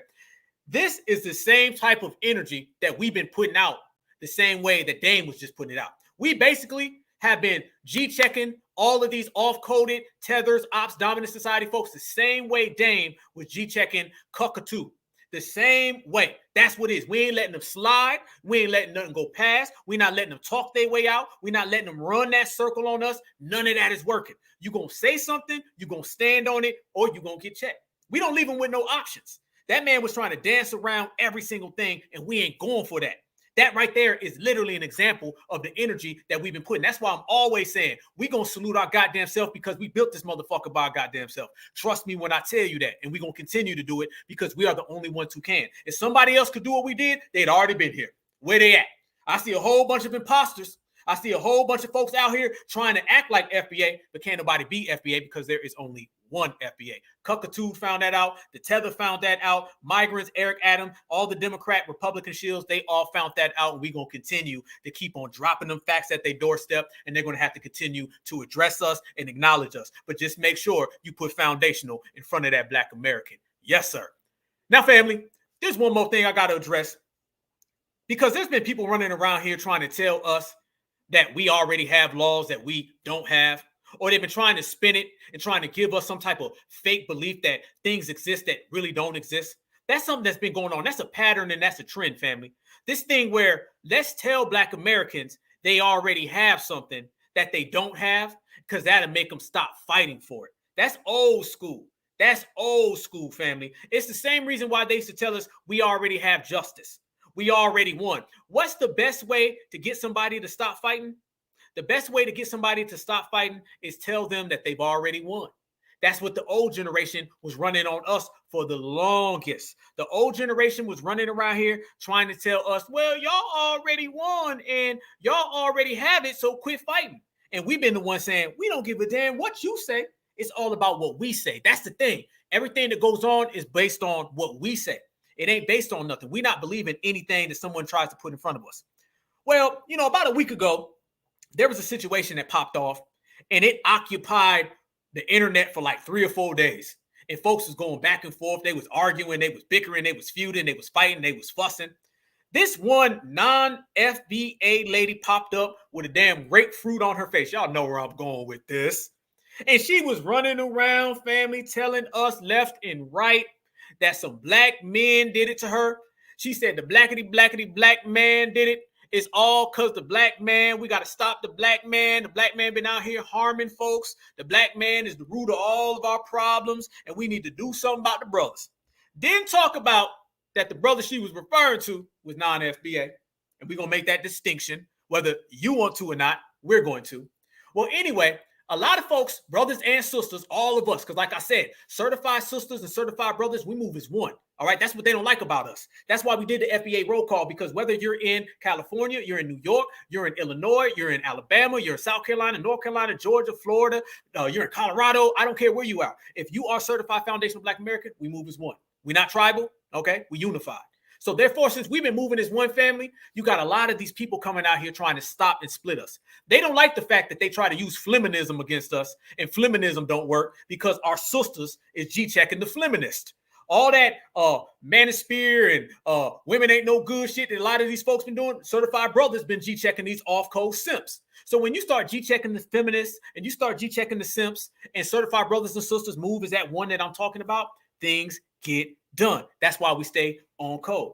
Well, this person came out a couple weeks ago and was saying how Black men had hit her and Black men was doing this, that, and the other thing. Well, at the end of the day, family, what we come to find out, a lot of sisters were saying, nah, I ain't buying that story. Then guess what happened? A lot of brothers came out and said, nah, I ain't buying that story. So a lot of us together were saying, we think this was bullshit. And we was calling out bullshit. and we wasn't going for the lies. So what ended up happening, fam? You know how we do. Brothers and sisters start doing some investigative journalism. They start finding out some real truth, some real stories, some real facts. And then next thing you know, some issues came out that maybe this person was lying. Salute to our sister Miriam. You right, sister. Straight up scamming. Scamming. Y'all know where we going. Y'all know. Yes, indeed. Tether Brickgate was in the building. They was running around here. They was trying to split us. And I said this last week, family. Isn't it funny that right after the Montgomery, Alabama situation, where the images were on board, where black brothers and sisters was riding together, you talking about sisters was whooping off on Karen and brothers was whipping off on Ken. And then be honest with you, we flip-flopped. Then the sisters start whooping up on Ken. And then the brothers start whooping off on Karen. Black unity was at an all-time high, and we was putting out those images of us riding for each other and holding each other down. That's how we do things. And then y'all know right after that, this goddamn video came out, and it was basically some y'all's bad, y'all's got to do better. Y'all remember that. And a lot of folks in the Certified Black Society grassroots, we weren't really feeling that. We was kind of like, nah, something's funny about that. We ain't really going for it. Well, family, it's been proven through facts, again, because that's all we deal with, and that's the only way we operate, that this individual was lying. And a lot of them people out there that were saying these lies, not only do they need to run that goddamn truth, they also need to apologize to not just black men, but black women. And if they don't, they're going to get G-checked. Matter of fact, you apologize and still get G-checked. This person right there, family, that individual that you looking at right there, that non-FBA person was trying to run interference on FBA and trying to separate the FBA man from the FBA woman, but you can't separate the FBA man from the FBA woman because we are the FBA family tree. Trying to separate us has been going on for a long time, and it ain't ever worked then, and it ain't gonna work now. And are you surprised that this is coming from a tether? So family, let's look at it here. You have a tether that is non-FBA getting together with feminism from the dominant society so they can bring down certified foundational Black American family.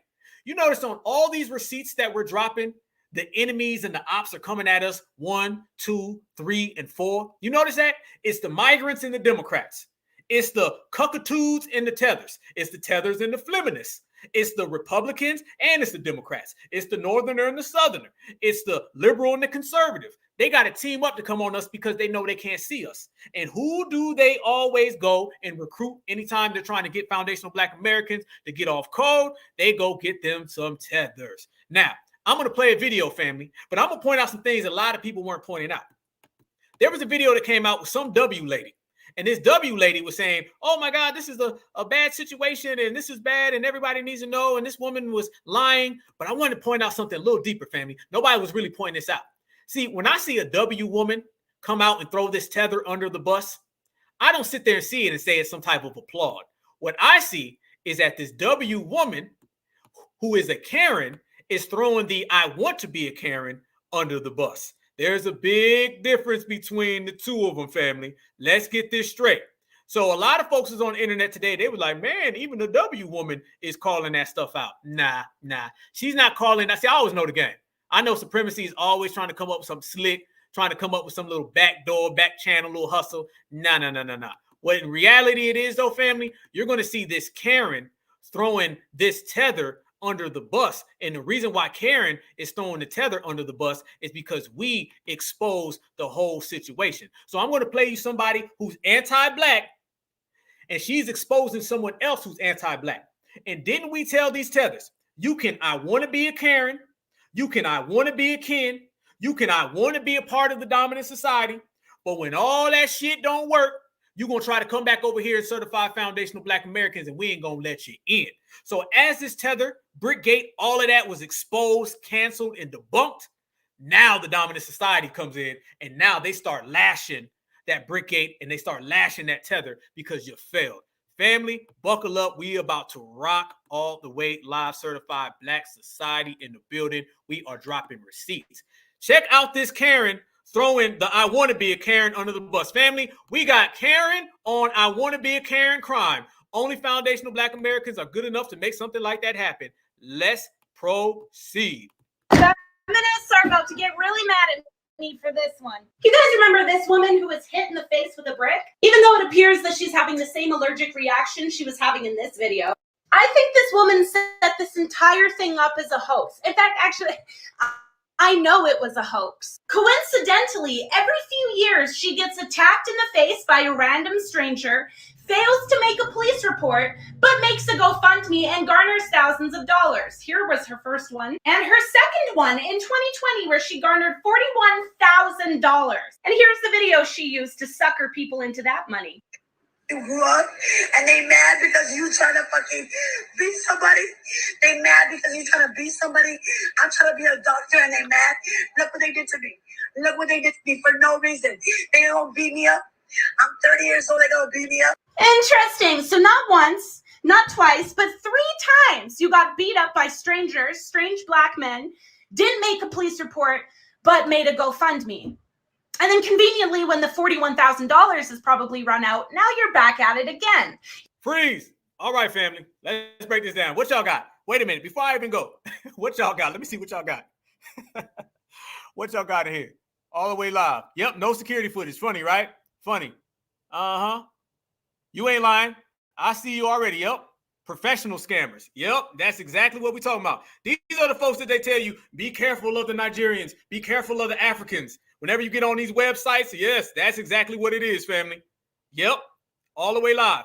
Let's listen to some of this coded language, though, family. Let's listen to some of this coded language that Karen was saying. This is, I want to be a Karen versus the real Karen. All right, this is what happens. I'm telling you, when these folks come over here and they really believe that they're going to, I want to be a Karen and get acceptance by the real Karen, it ain't going to happen. Now, let me say this, though. Let me say this. I'm going to put this on the table.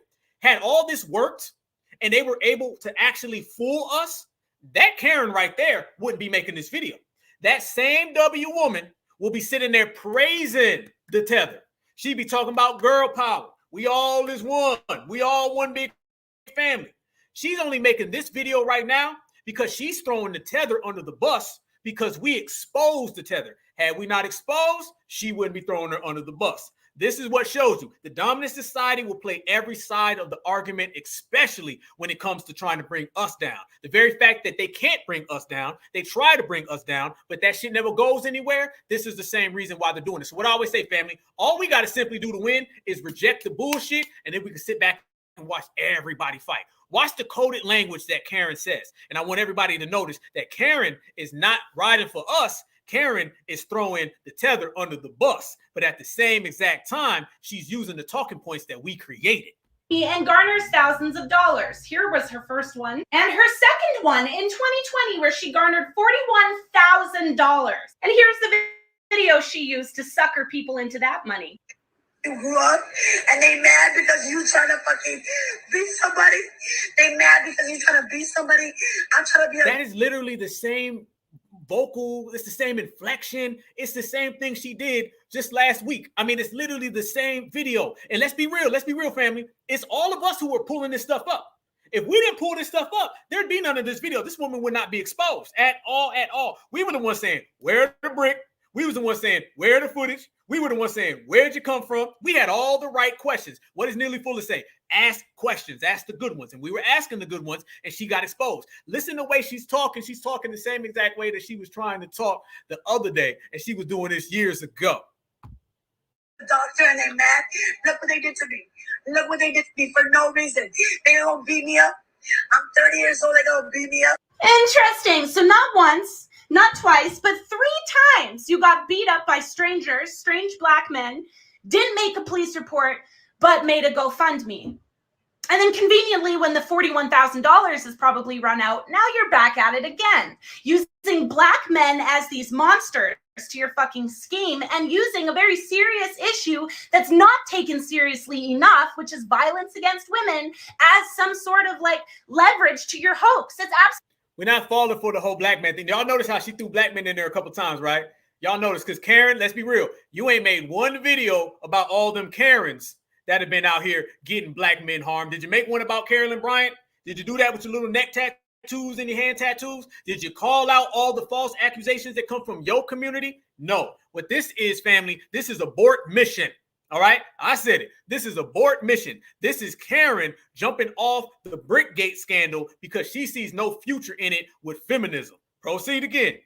Absolutely sickening and disgusting. And you guys can question me all you want, but the people who were there, including the club managers, okay, all attested to the fact that this never happened. This woman was never hit in the face with a brick.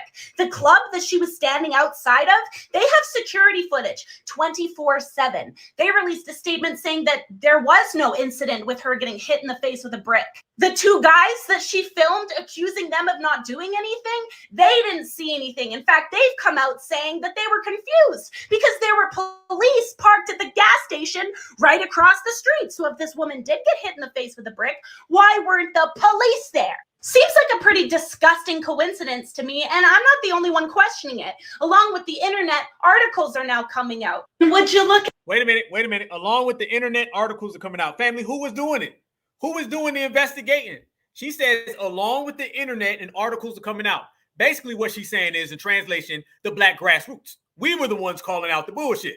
Okay, I said it, family. They're going to always try to swoop in. She's trying to make it look like the dominant society actually cared, and it was really the dominant society who tried to bring some type of justice. Okay, she's trying to make it look like good cop, bad cop. So they came to bring some type of justice to black men. Okay, no, you're lying. Okay, you never try to bring real justice to black men at all. All right.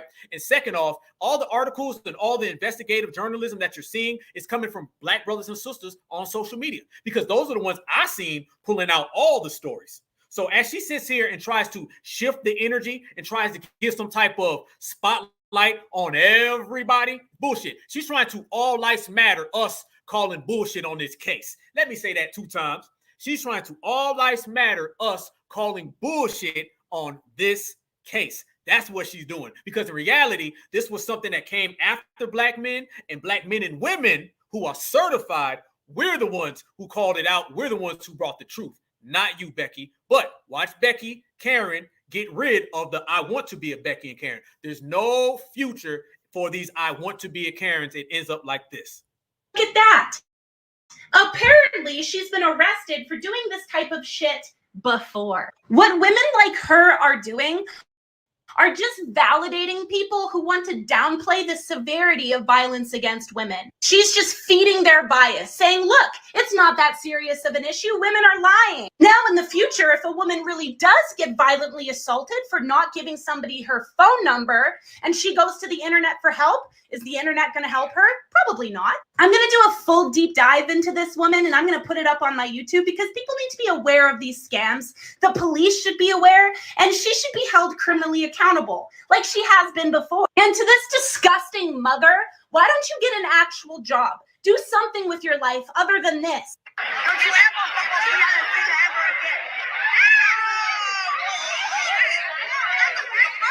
You walk around this world disrespecting men, hitting men, and then playing victim and painting them as perpetrators like you're just some fucking innocent woman who's getting smacked in the face by men who want your number? No, I think it's pretty clear to see actually nobody wants your number, and that's why you're pissed off. That's why you need to make up these false scenarios. That's why you need to put other women at risk for not being believed when they come forward. Whoa, notice that she does that too, family. She's talking about you're going to put other women at risk. The reason why she's saying that is because the next time a Karen makes a false accusation against black men, she's going to say, well, that one's real. Okay, that's what she's going to do. She's basically saying when a black woman has a problem, it's not real. When a W woman has a problem, it is real. So she's really basically trying to say is that you're bringing a lot of bad light to the scenarios in which we're going to actually accuse black men later on. You're going to make it harder for us to make false accusations. This tether woman is making it harder on Karen to make false accusations. That's the brass tacks of the situation. That's the meat and potatoes, family. She is just upset that the tether woman was exposed. And she knows that the way certified foundational black American men and women got on code, investigated this situation, and dropped receipts, she knows that we're going to do that on the W woman the next time. All this was a practice run. And this is what got her terrified. The dominant society is going to jump on board when they know they ain't got no chance. when they know that the only thing they can possibly do, family, is just go along with it, they're going to go along with it. And that's what she's doing. She knows that brothers and sisters have come out and we put an end to this. And she knows on top of everything that we're going to do that to her. So therefore, she said, let me try to get in front of this situation, make me look like I'm out here really trying to bring justice, but sprinkle in a little bit of room so the next time Becky can accuse a black man, she can do it. You're willing to paint all of those black men as fucking cowards, and people like me fell for it. Shame on you. Shame on me. And you need to. Whoa, hold up. I didn't even notice that, family. I ain't even watch this. I'm watching this live, as y'all know.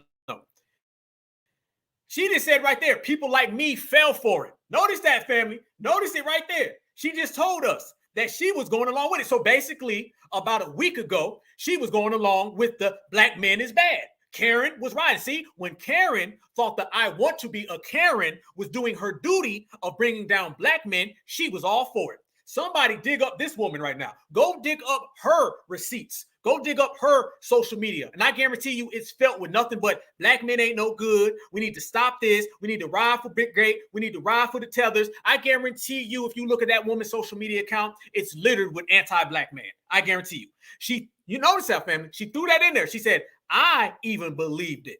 And I guarantee you if Karen believed that a week ago, oh, Karen was going hard on us. Karen was going hard as hell. But then she found out that there was no future in it because we exposed it. To be investigated because what you're doing is fucking criminal. And people like me are making damn sure that you don't get away with it any longer. Stay tuned for a deep dive into this woman's grave because I'm about to lay her to rest. God damn. God damn. You heard that? She pissed. What the hell did she just say? She just said something way worse than any black man said about the whole situation. She said she gonna put her to rest. That's what type of time you on, Becky. That's what type of time you on. I'm telling you, this has everything to do with supremacy. This is a real Karen throwing a fake Karen under the bus because the fake Karen fumbled the bag. That is what it's all about. And Certified Foundation of Black Americans didn't go for that the same way we don't go for none of it. I'm telling you, we win again. We win again. Family, what generation have you ever seen? Well, we got Karens going after fake Karens, and they fighting each other because neither one of them can play us. It all go back to us. What I say in the beginning of this episode, family, I said our victories look different because we different. We got Karens fighting Karens up in here.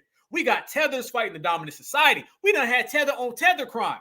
The only reason these ops fight each other is because neither one of the ops can harm us. When they can harm us, everything is sweet. Everything is lovely. Everything is kosher. When they cannot harm us, you get videos like that. She said she going after her. She said she going to do a deep dive. She said she going to start pulling out receipts on that woman. She's going all the way in on the fake Karen.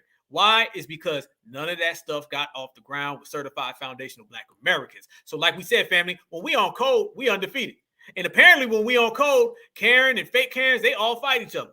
So what does that tell you about us? That tells you, once again, that we are operating in a completely different field. We're moving differently than any other generation. No offense to all the other generations. Like I said, we stand on their shoulders. But at the end of the day, we got to acknowledge that we different. And we hitting real different. And everybody's just going to have to go ahead and understand that because that's the way we move it. Now, family, that ain't the end of it. Because when you start talking about these people who were coming out and they were buying all that and they was believing in all that, family, it don't just stop there. It don't just stop there. There's a way more people who've been running around here trying to act like everything that they're saying and everything they've been doing has been for us, but in reality, it's been against us. There's this whole wave, fam, of these people who are really anti-FBA, but they pretend to be pro-FBA.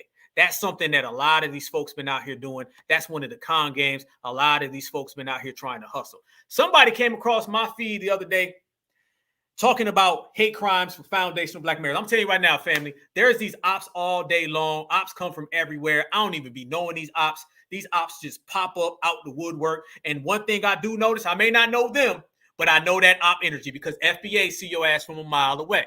So therefore, a lot of these folks I've been seeing and I've been watching, I've been understanding the type of time they on and how they trying to play us. Family, there's a person that came across my timeline and somebody had their name in my mentions and in my comments and it came across the Black Alpha Network and this person was exactly lined up and right for the roast. So we went ahead and we pulled out the roaster and we're going to get to roasting up in here. Do y'all know at all? I'm talking about anybody. Y'all please help me out. Do y'all know who this individual is? Because this individual has been running around speaking op language, Democratic shield language, tether language, every single thing that is anti-FBA, and been trying to run that hustle on us.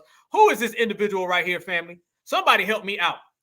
Y'all tell me. Y'all tell me, family, because this individual I seen has been running around here trying to tell foundational Black Americans that we have a hate crime protection law, and we don't. This person has been gaslighting foundational Black Americans on the daily.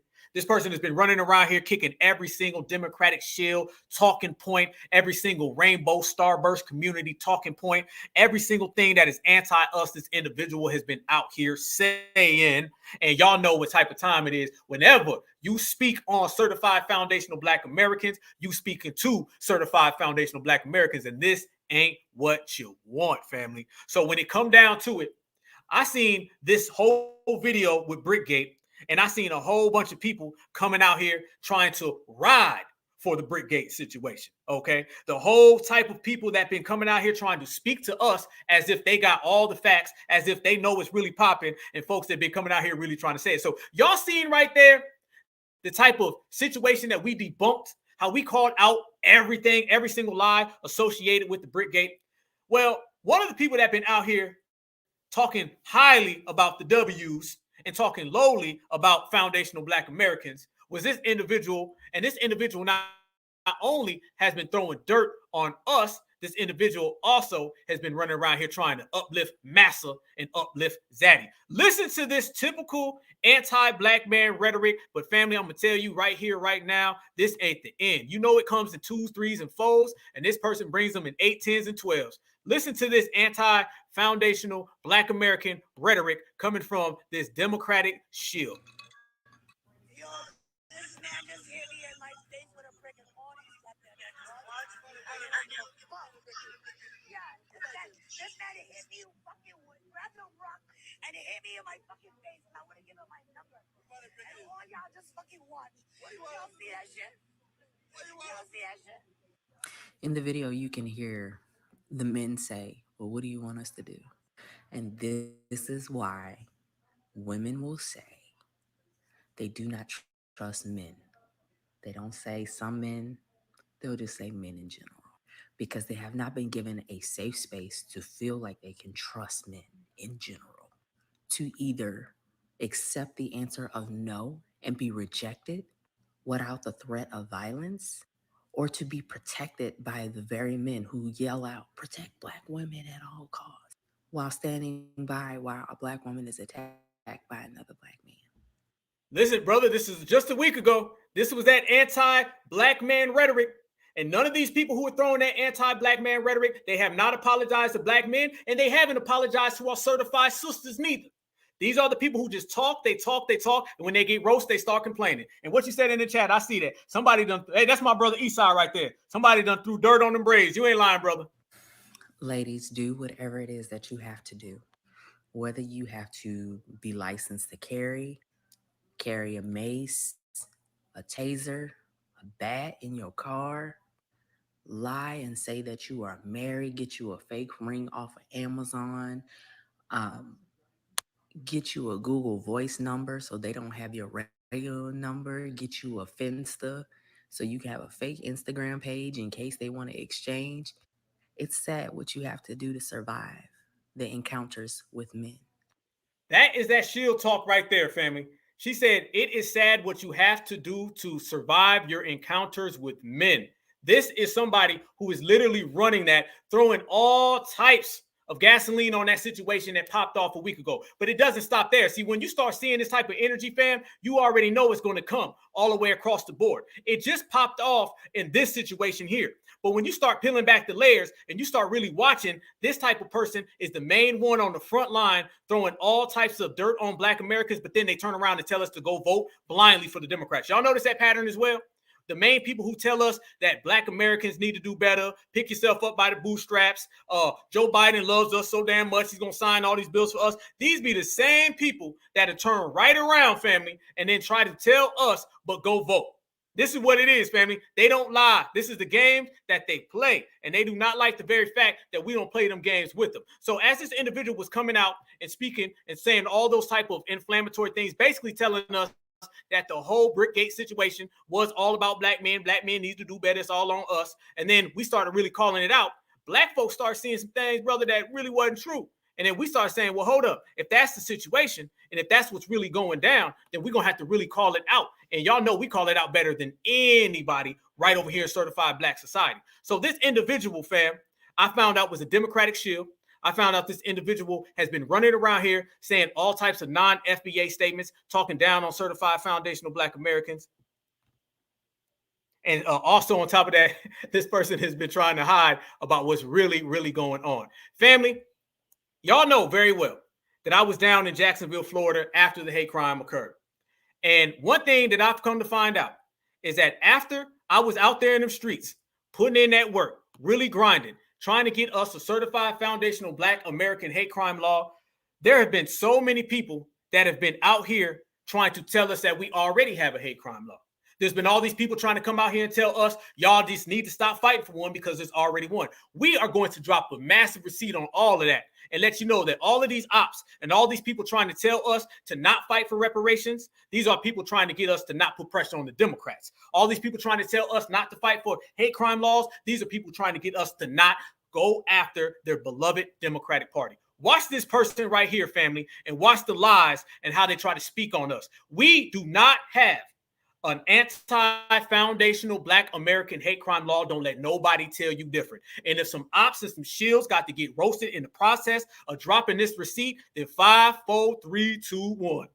Which most people like to claim is the Asian hate crime law, which does not specifically and only benefit the Asian community, because I know most people who claim that don't read it. However, since we're talking about hate crime bills that have been passed into law, let's go look it up, shall we? Because we like to look things up over here. When you go to the U.S. Department of Justice at Justice. What she's trying to say is that the hate crime law that went for the AAPI community, she's trying to say that was not specific to them. They will come up with any lie they can, family. They want to stop us from putting pressure on the Democrats. They don't want us to look out for laws exclusively to ourselves. So they either tell us A, that we already got them, or they try to tell us B, that we need to quit asking for them because things that apply to everybody else applies to us. Lie. She already starts off caping for the other community, and then she tries to slide off on the certified foundational Black Americans, and she starts trying to look up laws. She thinks she was flexing. She thinks she ate. Family, every single thing that she says right here, I'm going to show you was not just bullshit, but it was something that we have been calling out for years. This.gov, there is a whole hate crime laws division where it tells you about the history of hate crime laws in this country, the good old US of A. We have had a hate crime law since 1968 under Lyndon B. Johnson during the civil rights. No, we haven't. No. She's trying to cite the hate crime law protection from Lyndon B. Johnson in the 1960s. Notice how she said, we have a hate crime law, but the language is everybody. This little notion where they keep trying to say we applies to us, but the actual words apply to everyone, that means it ain't we. Let me ask y'all a question. If you went and got your paycheck from work and your paycheck had all your coworkers' names on it, is it your money or is it everybody's money? That part. They're trying to always tell us that we have a hate crime law, but yet when you look at the statistics and you look at the actual details, what do you come to find out, family? It says that group, this group, new groups to come over here, and then they always get it elevated and enforced above us. Notice how immediately she starts off telling that misnomer, and immediately we doing some goddamn G-checking. Do not talk about the hate crime law from the 1960s. And even if there was a hate crime law from the 1960s, how good has that protected us? It ain't. G-check.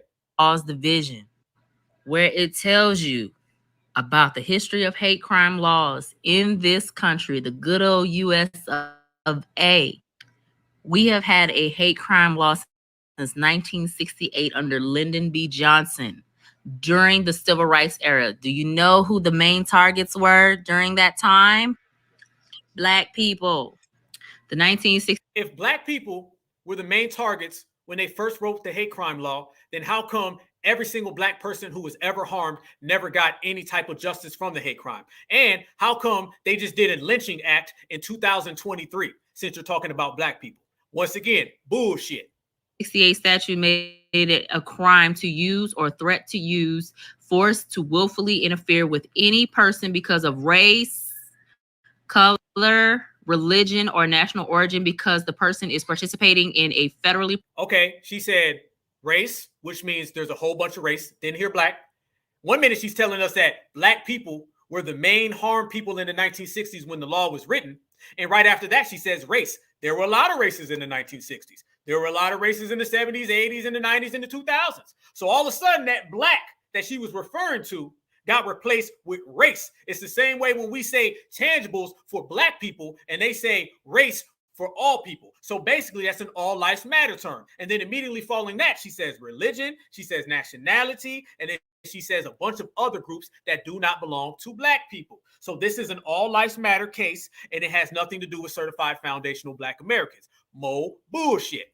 Protected activities such as public education, employment, jury service, travel, or the enjoyment of public accommodations or helping another person to do so. But if we read further, this is my favorite part.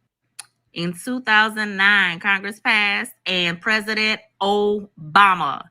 Well, notice she had to throw Obama in there now. You know it's not Democratic shilling unless they throw Obama in there. But here's the problem. She thinks she about to flex, but we done already debunked the whole Obama thing. Check it out. Signed the Matthew Shepard and James Byrd Jr. Hate Crimes Prevention Act, expanding the federal definition of hate crimes. Expanding, which means it's getting further and further away from black people. Checkmate. The law removed then existed jurisdictional obstacles to prosecutions of certain race and religion. She's naming all these other groups. Motivated violence, and added new federal protections against crimes against gender, disability, gender identity, or sexual orientation. God damn, she just named every single thing in the world. This is what Dr. Claude be talking about when he said they'll say humpbacks and all these other things. Listen to what she's doing. She's saying it's for black Americans, but yet she's saying people who are not black American, and then still trying to sell us.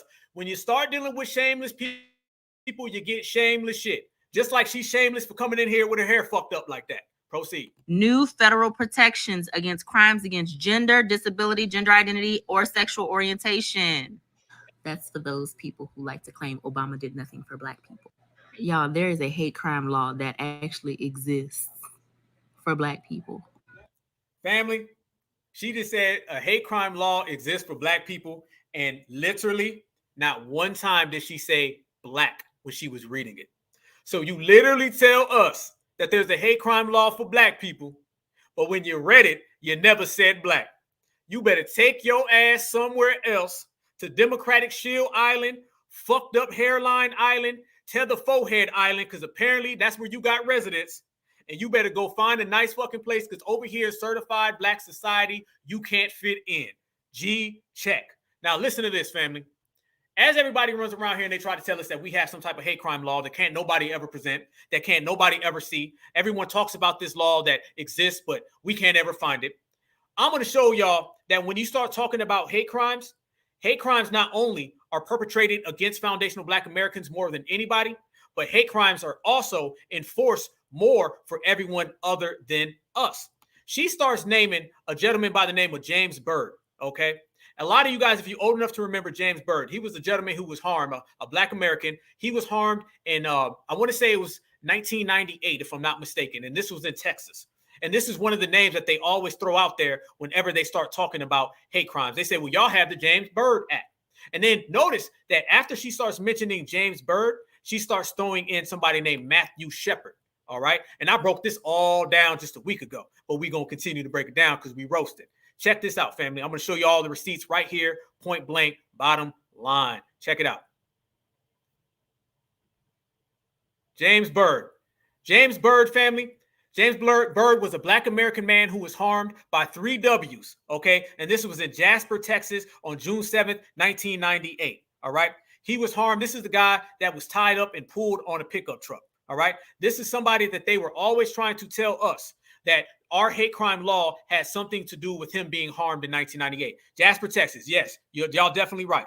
Yes, indeed. This right here, family, this was something that a lot of people used to talk about when I was much young, when I was a child, really. But I remember hearing it, okay?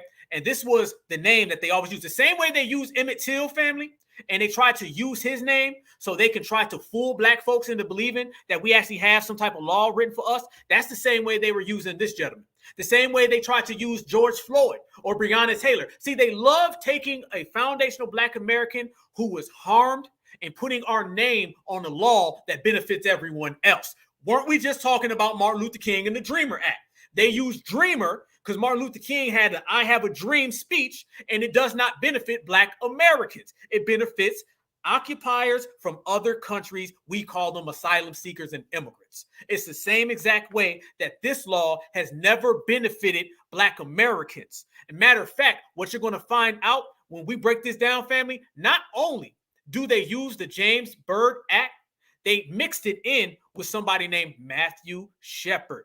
Watch this, family. This is going to bring it home all the way. And this is going to show to everyone that Miss Piggy was lying when she said that we have an anti-black American hate crime law. And what she really has is an anti-comb or anti-blow dryer because the shit was all fucked up. But check it out.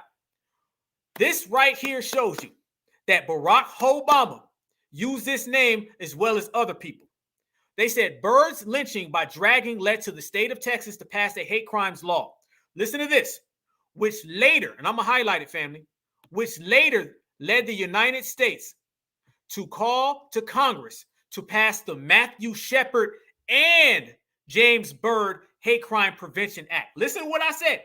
It started off with James Byrd, the black American who was harmed. And then later, somehow, it turned into the Matthew Shepard and James Byrd Act for hate crimes prevention. And then check it out right afterwards. They say commonly known as the Matthew Shepard Act. Family, let y'all see right now. So let's get this right. A black man was harmed and they wrote a hate crime law and used his name, James Byrd. And then they ended up in 2009 with Barack Obama inserting another person's name in the law. It was the James Byrd Hate Crime Prevention. And then it became the James Byrd and Matthew Shepard. Who is Matthew Shepard, family? That's the question we got to ask. Who's Matthew Shepard? And how did Matthew Shepard get inserted in the James Byrd hate crime law? Okay, there's an answer to that, and y'all know we got the goddamn answers. What ended up happening, family, is Matthew Shepard was a W, okay, from the alphabet community. Let me say that one more time and let me double that all the way back for the crowd. Matthew Shepard was a W from the alphabet community. And when Barack Obama got elected in 2009, what he ended up doing, family, was inserting this person who's a W into the James Byrd Act. Essentially, he ended up hijacking the black man who got the hate crime law. He hijacked that law with the rainbow community. I said it. That's what it is. So when she sits there and says the James Byrd Act, what she doesn't tell you is that Barack Obama came in and he turned the James Byrd Act to the Matthew Shepard and James Byrd, and then it became the Matthew Shepard and James Byrd disappeared. That name slowly went away. It's not called the James Byrd Act. It was only called the James Byrd Act for a few, I would say a couple years, and then it got washed, and then it became the James Byrd, Matthew Shepard, then just Matthew Shepard. So the same way that the dominant society will come in, and all of a sudden they'll start off and they'll say, well, we co-created this with y'all. And then eventually becomes, no, it's just us. It's the same thing that you're seeing the Puerto Ricans doing with hip hop. What happens? First it's 50-50. We both did it. And then after a few months, it turns into, nah, it was just me. It was just me, not y'all, just us. It's the same thing they did. How disrespectful and insulting is that? They took James Byrd, used his name so they can galvanize support to get tangibles for everybody else. Because mind you, the James Byrd Act, that act also benefited everyone else. It was only black because they used James Byrd by name, but it did not benefit black people. They took James Byrd, they mixed that in with Matthew Shepard, and then eventually it just became the Matthew Shepard law. Point blank, bottom line, real talk. Y'all check this out right here. Tell me I'm lying, family. Watch this. This was Barack Obama in 2009 signing the James Byrd, Matthew Shepard Act, and watch how he never mentions James Byrd one time. Hello, everyone. I want to thank all of you for supporting the Matthew Shepard Foundation. I especially want to recognize Judy, Dennis, and Logan for the incredible strength and perseverance they've shown in the years since they lost their son and brother, Matthew. You are an inspiration to all of us, not with anger or vitriol, but with compassion and faith. He's been guided by the simple precept that we should do unto others as we would have them do unto us. That's at the heart of the work of this foundation. And that was at the heart of the struggle to pass a hate crimes bill named for Matthew, a fight that lasted more than a... Stop. A hate crimes law meant for Matthew. Let me run that back, family. They don't want none of these certified receipts on their ass, because when we press them, Ain't nowhere to run, ain't nowhere to hide, just G-checking. Listen to what he says. A hate crime law for Matthew, not James. The heart of the struggle to pass a hate crimes bill named for Matthew, a fight that lasted more than a decade. In fact, 2 years ago, shortly after I became president, I met with Judy in the Oval Office. I promised her that we would honor Matthew's legacy by ensuring that the full might of the law comes down on those who would attack somebody just because they're gay, lesbian, bisexual, or transgender. Less than a year later, with Judy by my side, we marked the passage of the Matthew Shepard and James Byrd Jr. Hate Crimes Prevention Act, and I was proud to sign it into law. No one should be afraid to be openly gay in America. No one should worry about being attacked simply for holding the hand of the person he or she loves. But as you know, progress in this country is never dependent on changing laws alone. Has he said black one time? Has he said black one time? Had he told you that the James Byrd Matthew Shepard law became the Matthew Shepard law a few weeks later? Did he say any of the sort right there? No, he did not. What he ended up doing, family, was exactly what they intended to do, and that was to use the black man for long enough so they could turn this on to the Skittle man. One more time. Let me look at it one more time, family. This is on documented. They say Byrd's lynching and dragging led the state of Texas to pass a hate crimes law, which later in the United States Congress passed the Matthew Shepard and James Byrd Law, Hate Crimes Protection Act, commonly known as the Matthew Shepard Act. One more time.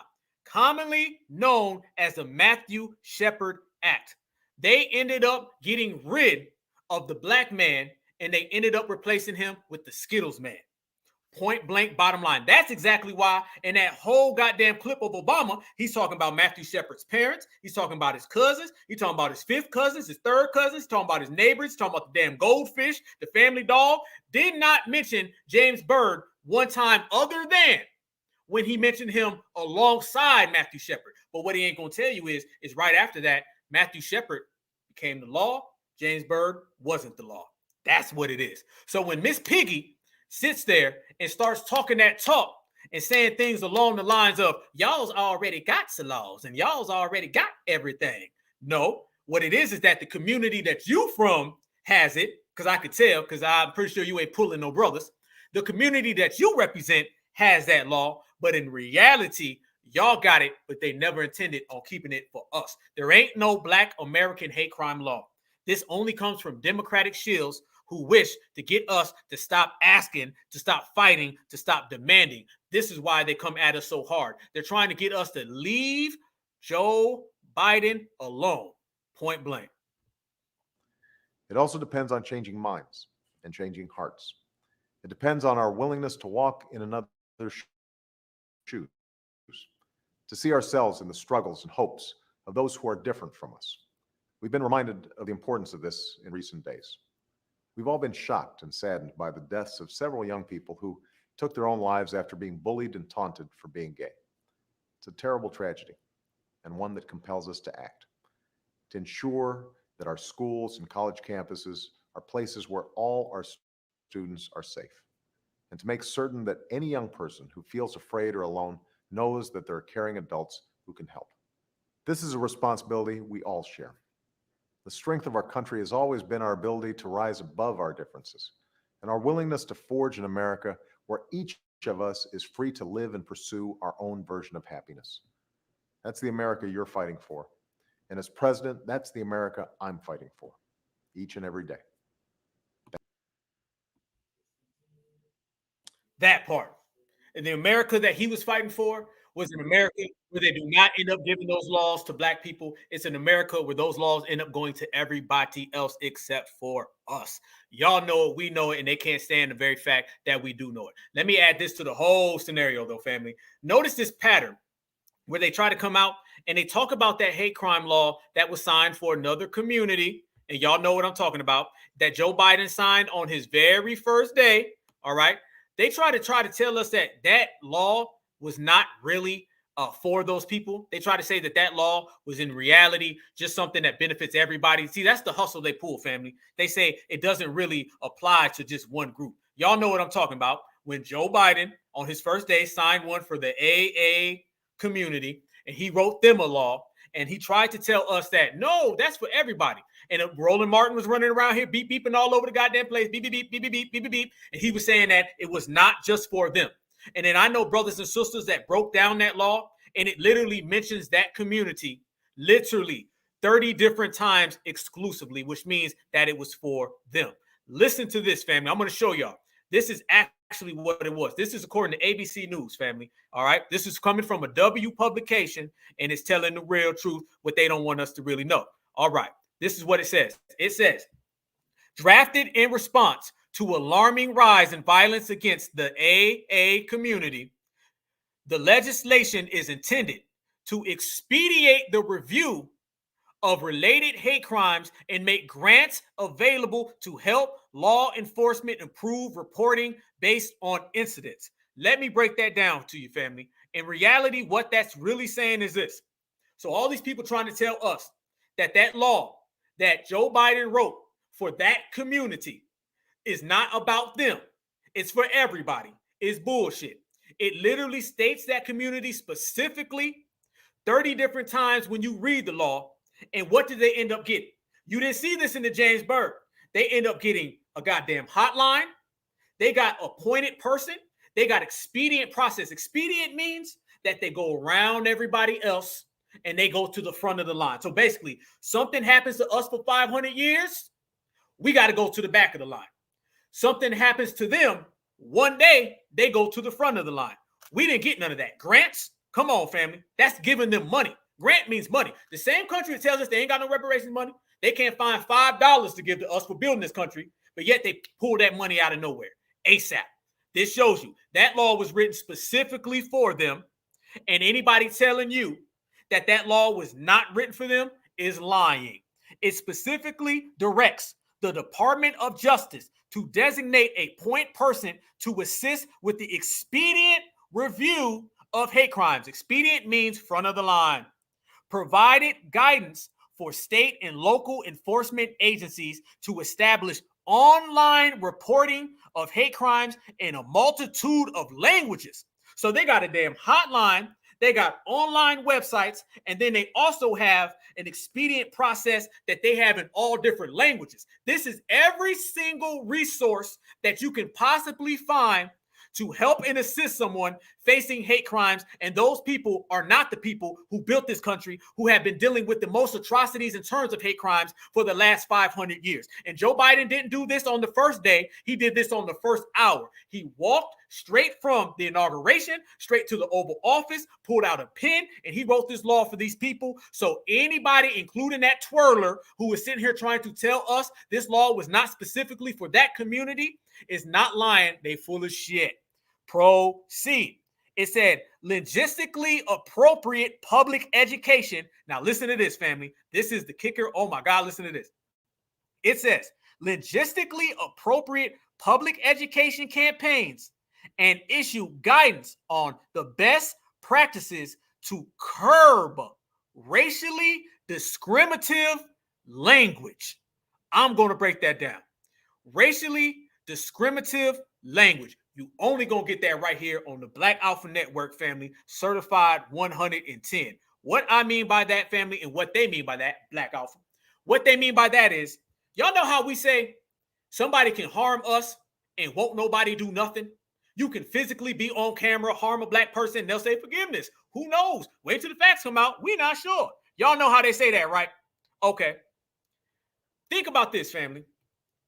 They literally said that they have laws in place that will charge you for talking about them. Y'all know we've been saying that for how long? How long we've been saying you can't say something about these other communities, you'll get charged. If you do something to us, you'll get a pass. They literally said right there, they said clearly, logistically appropriate public education campaigns and issue guidance on the best practices to curb racially discriminatory language. So language will get you a hate crime charge if you're talking about them. But harming us won't get you nothing.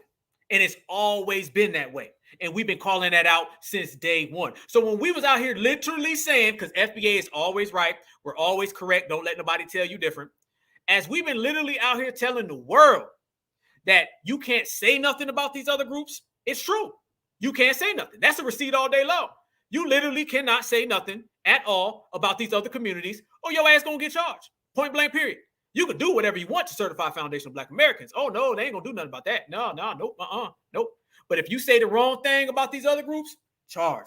So words will actually go against them, and words will literally go completely against reality when you start talking about foundationals. That is exactly what we're saying. They make it to where words harm them more than anything, opposed to us actually being harmed by race soldiers and all of the above. But there's even more so. So when you start talking about Jimmy Crow Joe Biden, if that law was not for that community, then how come when Joe Biden wrote that law, he said this? Joe Biden clearly said this. This ain't what we said. This is what Jimmy Crow Joe said. Jimmy Crow Joe, he said this right here, family. He said, clear as day. Let me pull this up so the whole family can see it. Clear as day, this is what Jimmy Crow Joe said.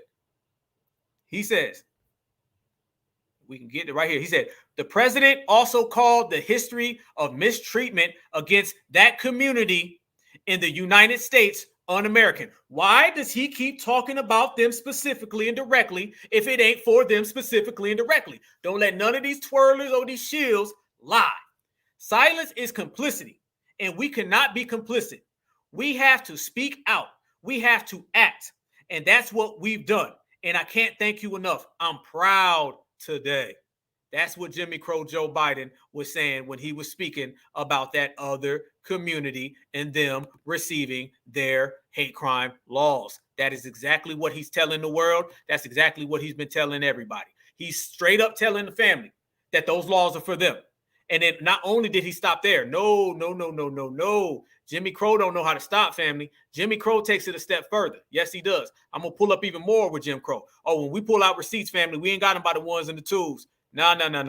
They give us so many receipts, it's only on us just to cash them. That's what it is. So, family, not only are they getting to the point where you can't literally do anything, you can't even speak, okay? And that's the hate crime law to the T. They tell us that either A, we already got one, or they tell us that, you'll get around to one, but it'll be this, this, and this. These people are not only getting those type of laws, these people are actually getting your words monitored. They're getting hotlines. They're getting expedient process to where you can go right on through, get a goddamn law passed fast as hell. They go above everybody else straight up. It doesn't even matter. Everybody jumps in front of us because expedient just means in front. These people are getting grant money. They're getting all types of financial kickbacks and everything. And that does not stop there, family. This also shows you right here what I'm about to pull up is what certified foundational Black Americans ended up receiving, and certified foundational Black Americans ended up getting the false side of that. This is what you're dealing with when you're dealing with the Democratic Party. This is what you're dealing with when you're dealing with these anti-Black people. This is what you deal with when you're dealing with folks who literally want to try to fool us into believing things that aren't true, and then they get mad when we don't fall for the gambit. Watch this right here, family. This is another receipt on these folks that shows you again that the hate crimes that they say belong to us really don't. Check this out. Experts warn the new anti-lynching law may not actually prevent hate crimes. This is what they say, family, and we're going to get right on to it. This is the bullshit Emmett Till law that they try to pass for us. Nah, family, watch this. After a century-long effort, lynching is now, get off my shit, you ain't getting a dollar. After a century-long effort, lynching is now considered a federal hate crime, okay? Now, mind this person was just talking about lynching back in the day, but nothing ever happened. Okay, check this out. So they tell us that the law targets defendants who conspire to commit a hate crime that results in serious bodily injury or death. Notice that whenever they make these hate crime laws and these anti-lynching, it never stops somebody from doing any lynching. That shows you. But I want to point out this right here, family. This is going to show you the reality of how they are when they start speaking about us. All right. This shows you, family, that when they talk about hate crimes, when they try to sell us on these hate crimes, in the same time, no, fam, they never enforce them. Check this out. Increasing sentences does little to prevent the actual crime. All right. Check this out. Kara Gostish, deputy director of the Sentencing Project, argues that compiling sentences does more harm than good. These people are telling you, these are people actually from institutions that are calling the Emmett Till anti-lynching bill that Joe Biden and the Democratic Shields try to sell us like a fucking candy bar. They're telling us that these laws meant nothing and they're not going to work.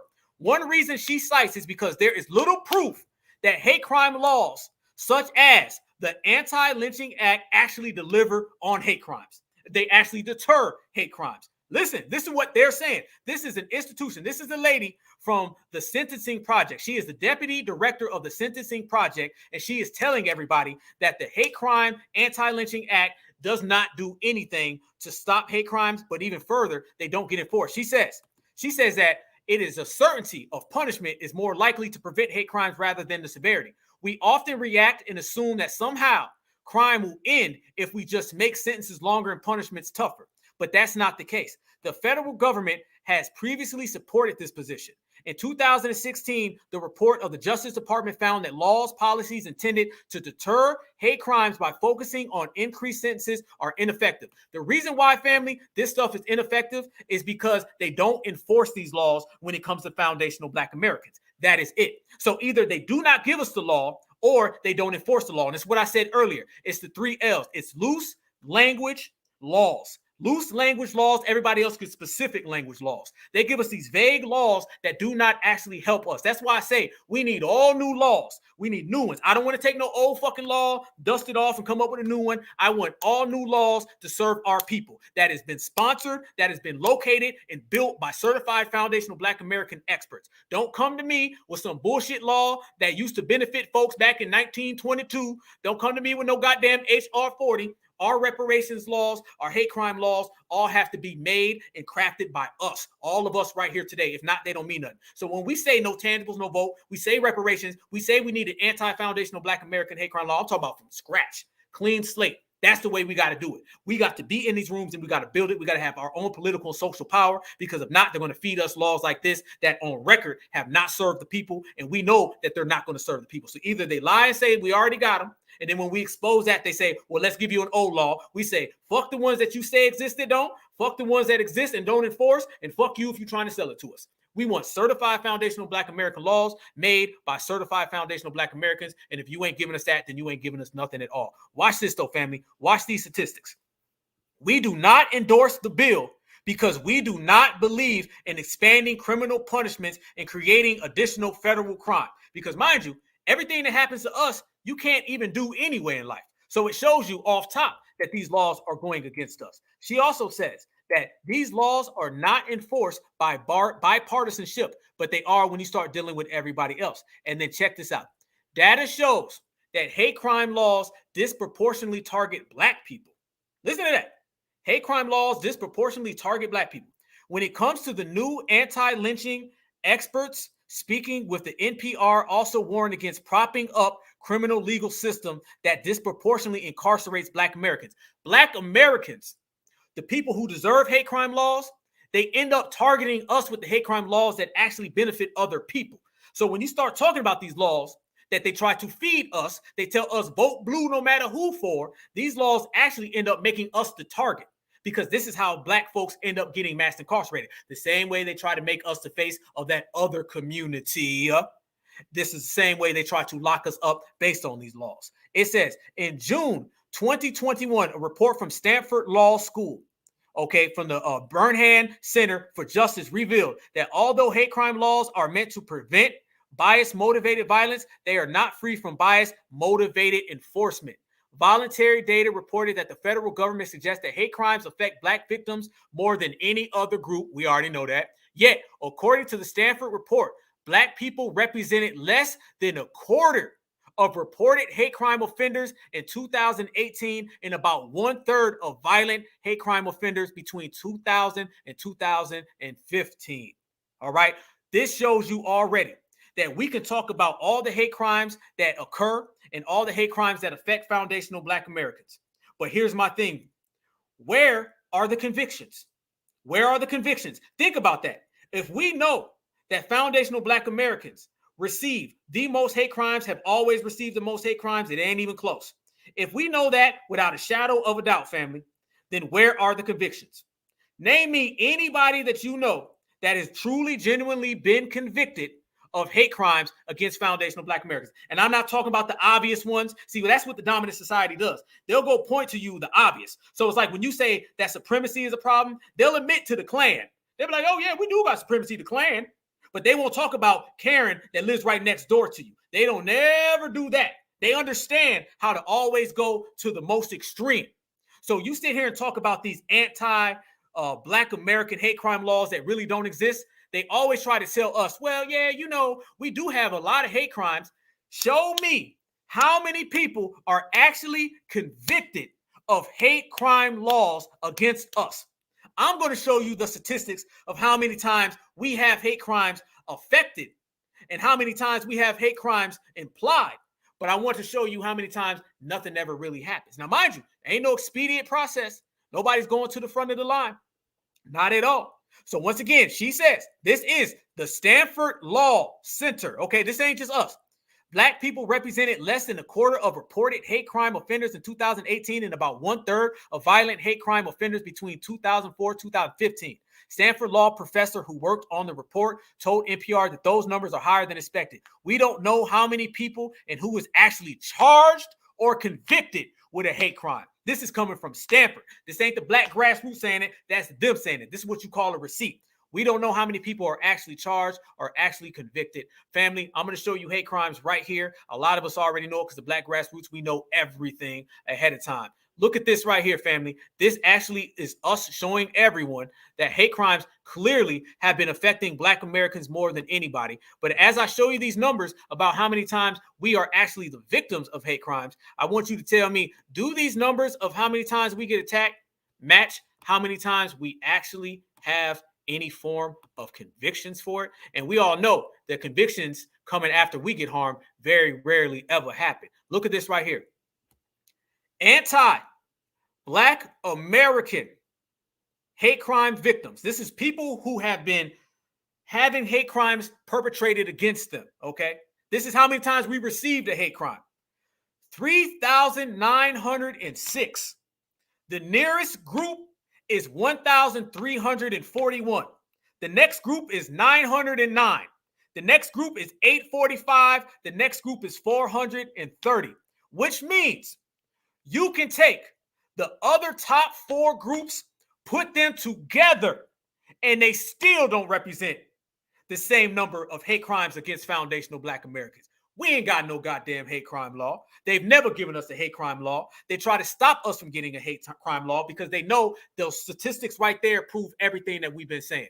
So it shows you right there, family, you can add everybody up. Literally, you can add every other group up, and they still do not represent us. And mind you, these statistics right here, family, these are still underreported. So we are the #1 victims when it comes to hate crimes, and that's even with us being underreported. There was 3,906 reported. You can basically add another 3,906 that don't make the books, probably another 9,000 that don't make the books. And the nearest person after us, the nearest group, is at 1,000. And let's be real, they're inflating everyone else and they're downplaying us, and we still lead by 100 football fields. No, Miss Twirler, with the fucked up hair, the fucked up hairline, and Democratic Shield envy all in your eyeballs, okay? There is no anti-Black American hate crime law. You can go around every social media site. You can type that shit in backwards. It will not change the fact that you are a Democratic Shield. It will not change the fact that you are a nobody. It will not change the fact that you and all of the Democratic Shields are going to go right back onto that Democratic plantation until Massa starts whipping that goddamn slave chain. Point blank, bottom line, That's what it is. And we're going to continue to drop the facts and the receipts. When you start dealing with us, you start dealing with reality. And the problem is that y'all are not used to the foundational Black American. You got too used to the African American. The African American, you can get that shit off on. The people of color, you can get that shit off on. All the minorities and everybody else, you can get that shit off on. You can't get that shit off on us because we are too real. So don't let anybody try to tell you that there's any type of law that doesn't exist. Trust and believe, family. If these laws existed, we'd know about it. The very fact that we know they don't exist, that's because we are on point, we are accurate, and we are calling it out step for step, day by day, and we on them. You can't run from certified. You can't hide from certified. You just got to deal with the certified. Now, family, I'm going to take it a step further on top of all that. So when you start talking about anti-hate crime laws, you start talking about what's real out here in the streets, you start talking about what's really, really going down, that takes me back. I was literally on the front line. See, the reason why I'm not trying to sit here and hear no type of off-coded bum talk about hate crime laws that don't exist and try to sell my people that snake oil is because, family, I was there in person. I was actually there when it all went down in Jacksonville, Florida. And I seen what a real massacre looks like. You feel me? I was there. All right. I'm not some person that was on TikTok. I'm not one of these TikTok ops. Okay. I'm not one of these Democratic shields with the fucked up hairline. I'm somebody that was there. So I know what it looks like when our people are being harmed. I know what it looks like when our brothers and sisters aren't getting the true story because I showed up on the scene. I was probably the first person to ever show up at the scene of a mass crime where it's a mass assault where multiple Black brothers and sisters were harmed. And I was there within a few minutes of it happening. All right. So I know the condition of our people. And I know that the Democrats are not giving us no goddamn laws. The Republicans ain't giving us no goddamn laws. And these Democratic shield bums, okay, with the tilted glasses and the crooked ass goddamn hairline, they are not giving us the same neither. So at the bottom line, family, this is what it is. And all these people, because last week it was a Starburst guy. He was coming around here trying to say that there's no law and everyone else deserves it. And now this week it's the goddamn twirler. She's trying to say it. And you could take both of their asses, round them the fuck up, the bum and the Starburst, and they both going on the fucking corner like it's trash day. And I will personally escort them to it. As a matter of fact, I already did. Checkmate, lay down. Now, on top of all of that, family, then you had DeSantis. He came out and he started saying that, you know, it ain't really that bad now what happened. Notice how DeSantis, family, he was hiding, all right? DeSantis, when it all went down, he had that little Bunny Ruckus lady, and Bunny Ruckus was out here trying to hold him down and not let anybody say nothing about him. Now DeSantis done got mad.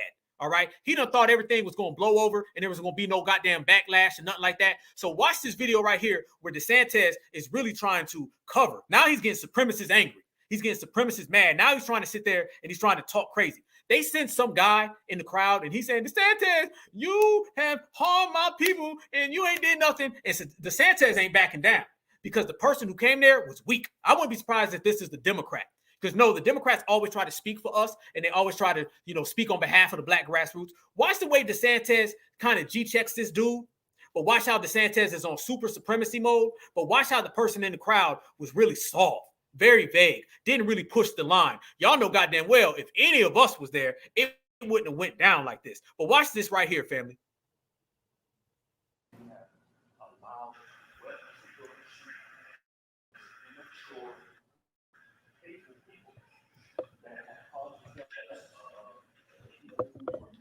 He mad right there, family. Trayvon Martin was not the first. So first of all, I did not allow anything with that. Well, listen, excuse me. I'm not going to let you accuse me of committing criminal activity. I am not going to take that. I am not going to take that. So you should, you want to have a civil conversation, that's one thing. Try to say that I'm letting, that guy was Baker acting. He should have been ruled ineligible, but they didn't involuntarily commit him. And so they weren't. Stop. First off, notice how DeSantis right there, family. Notice how DeSantis, he's getting angry, right?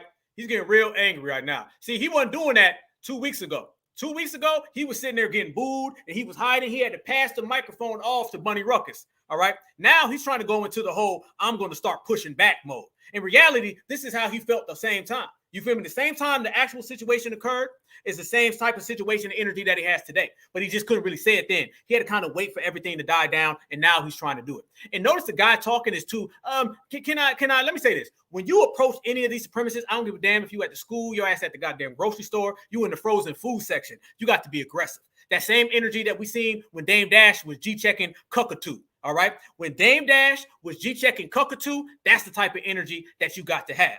When Black Alpha Network was G-checking Twirler with the fucked up hair, that's the type of energy you have to have.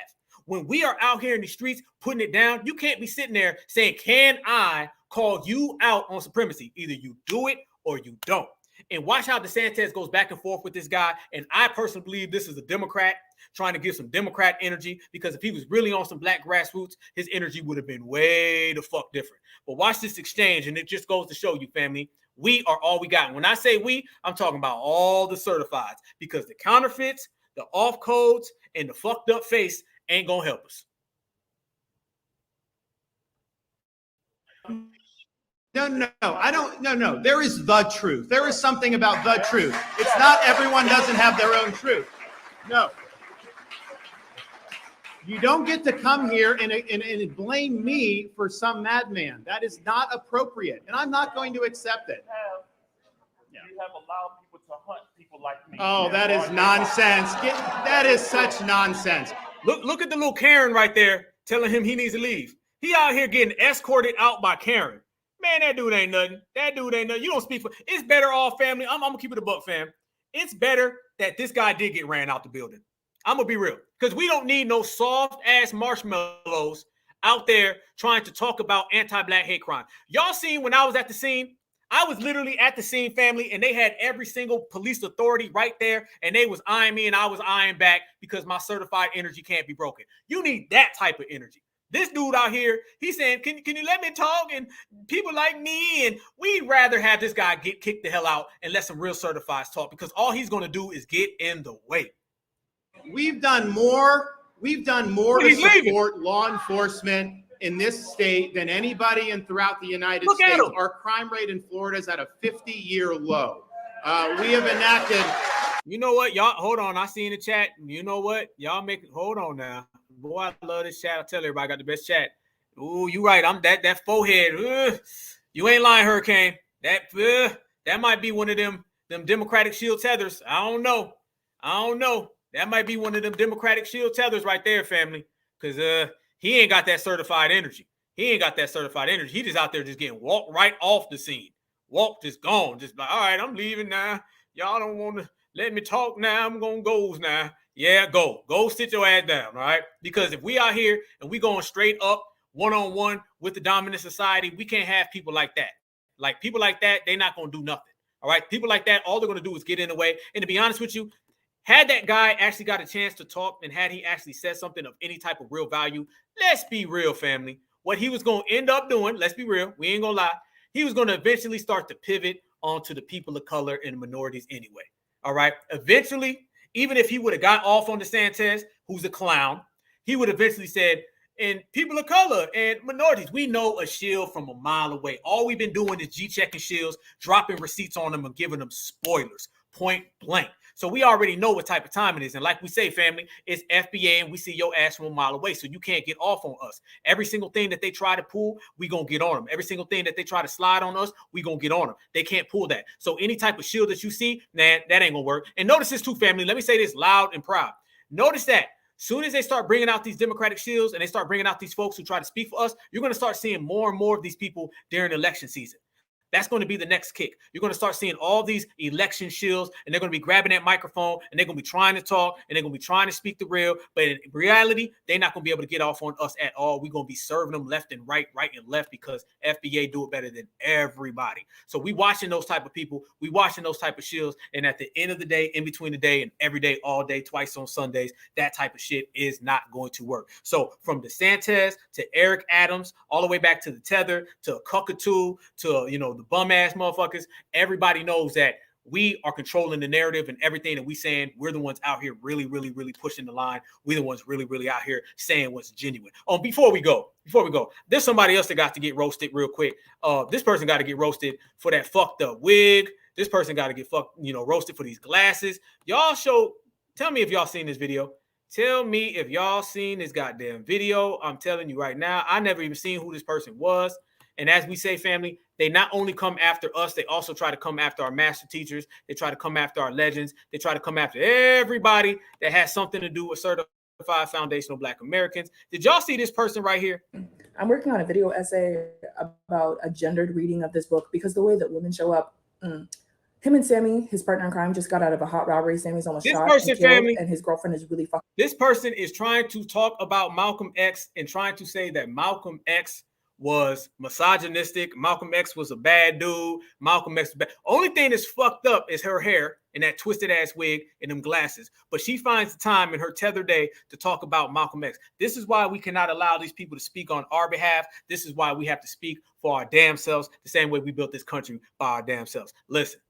I'm working on a video essay about a gendered reading of this book because the way that women show up. Him and Sammy, his partner in crime, just got out of a hot robbery. Sammy's almost shot and killed, and his girlfriend is really fucking pissed about it. And she went for me, him, screaming and clawing. She knew I'd been in on it with him. I fended her off, not being able to figure out why Sammy didn't shut her up. I did.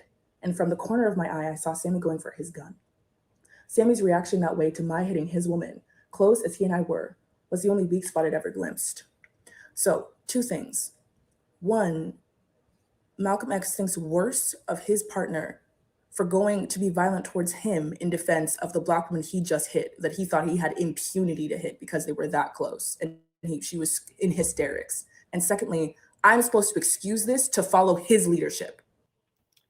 First off, second off, third off, take the wig off. Malcolm X has a wife named Betty Shabazz. Okay, Betty Shabazz is one of the most prominent certified foundational Black American women ever and would mop the floor with you. Betty Shabazz was Malcolm X's partner, and she's talking all around now. I told y'all, they love trying to talk around our sisters because if they talk and acknowledge our real sisters, I'm talking about our certified sisters, then they won't be able to say shit like that, okay? So as she's sitting there talking, that she said, I'm supposed to follow his leadership. Let me tell you, and I think I would speak for Malcolm.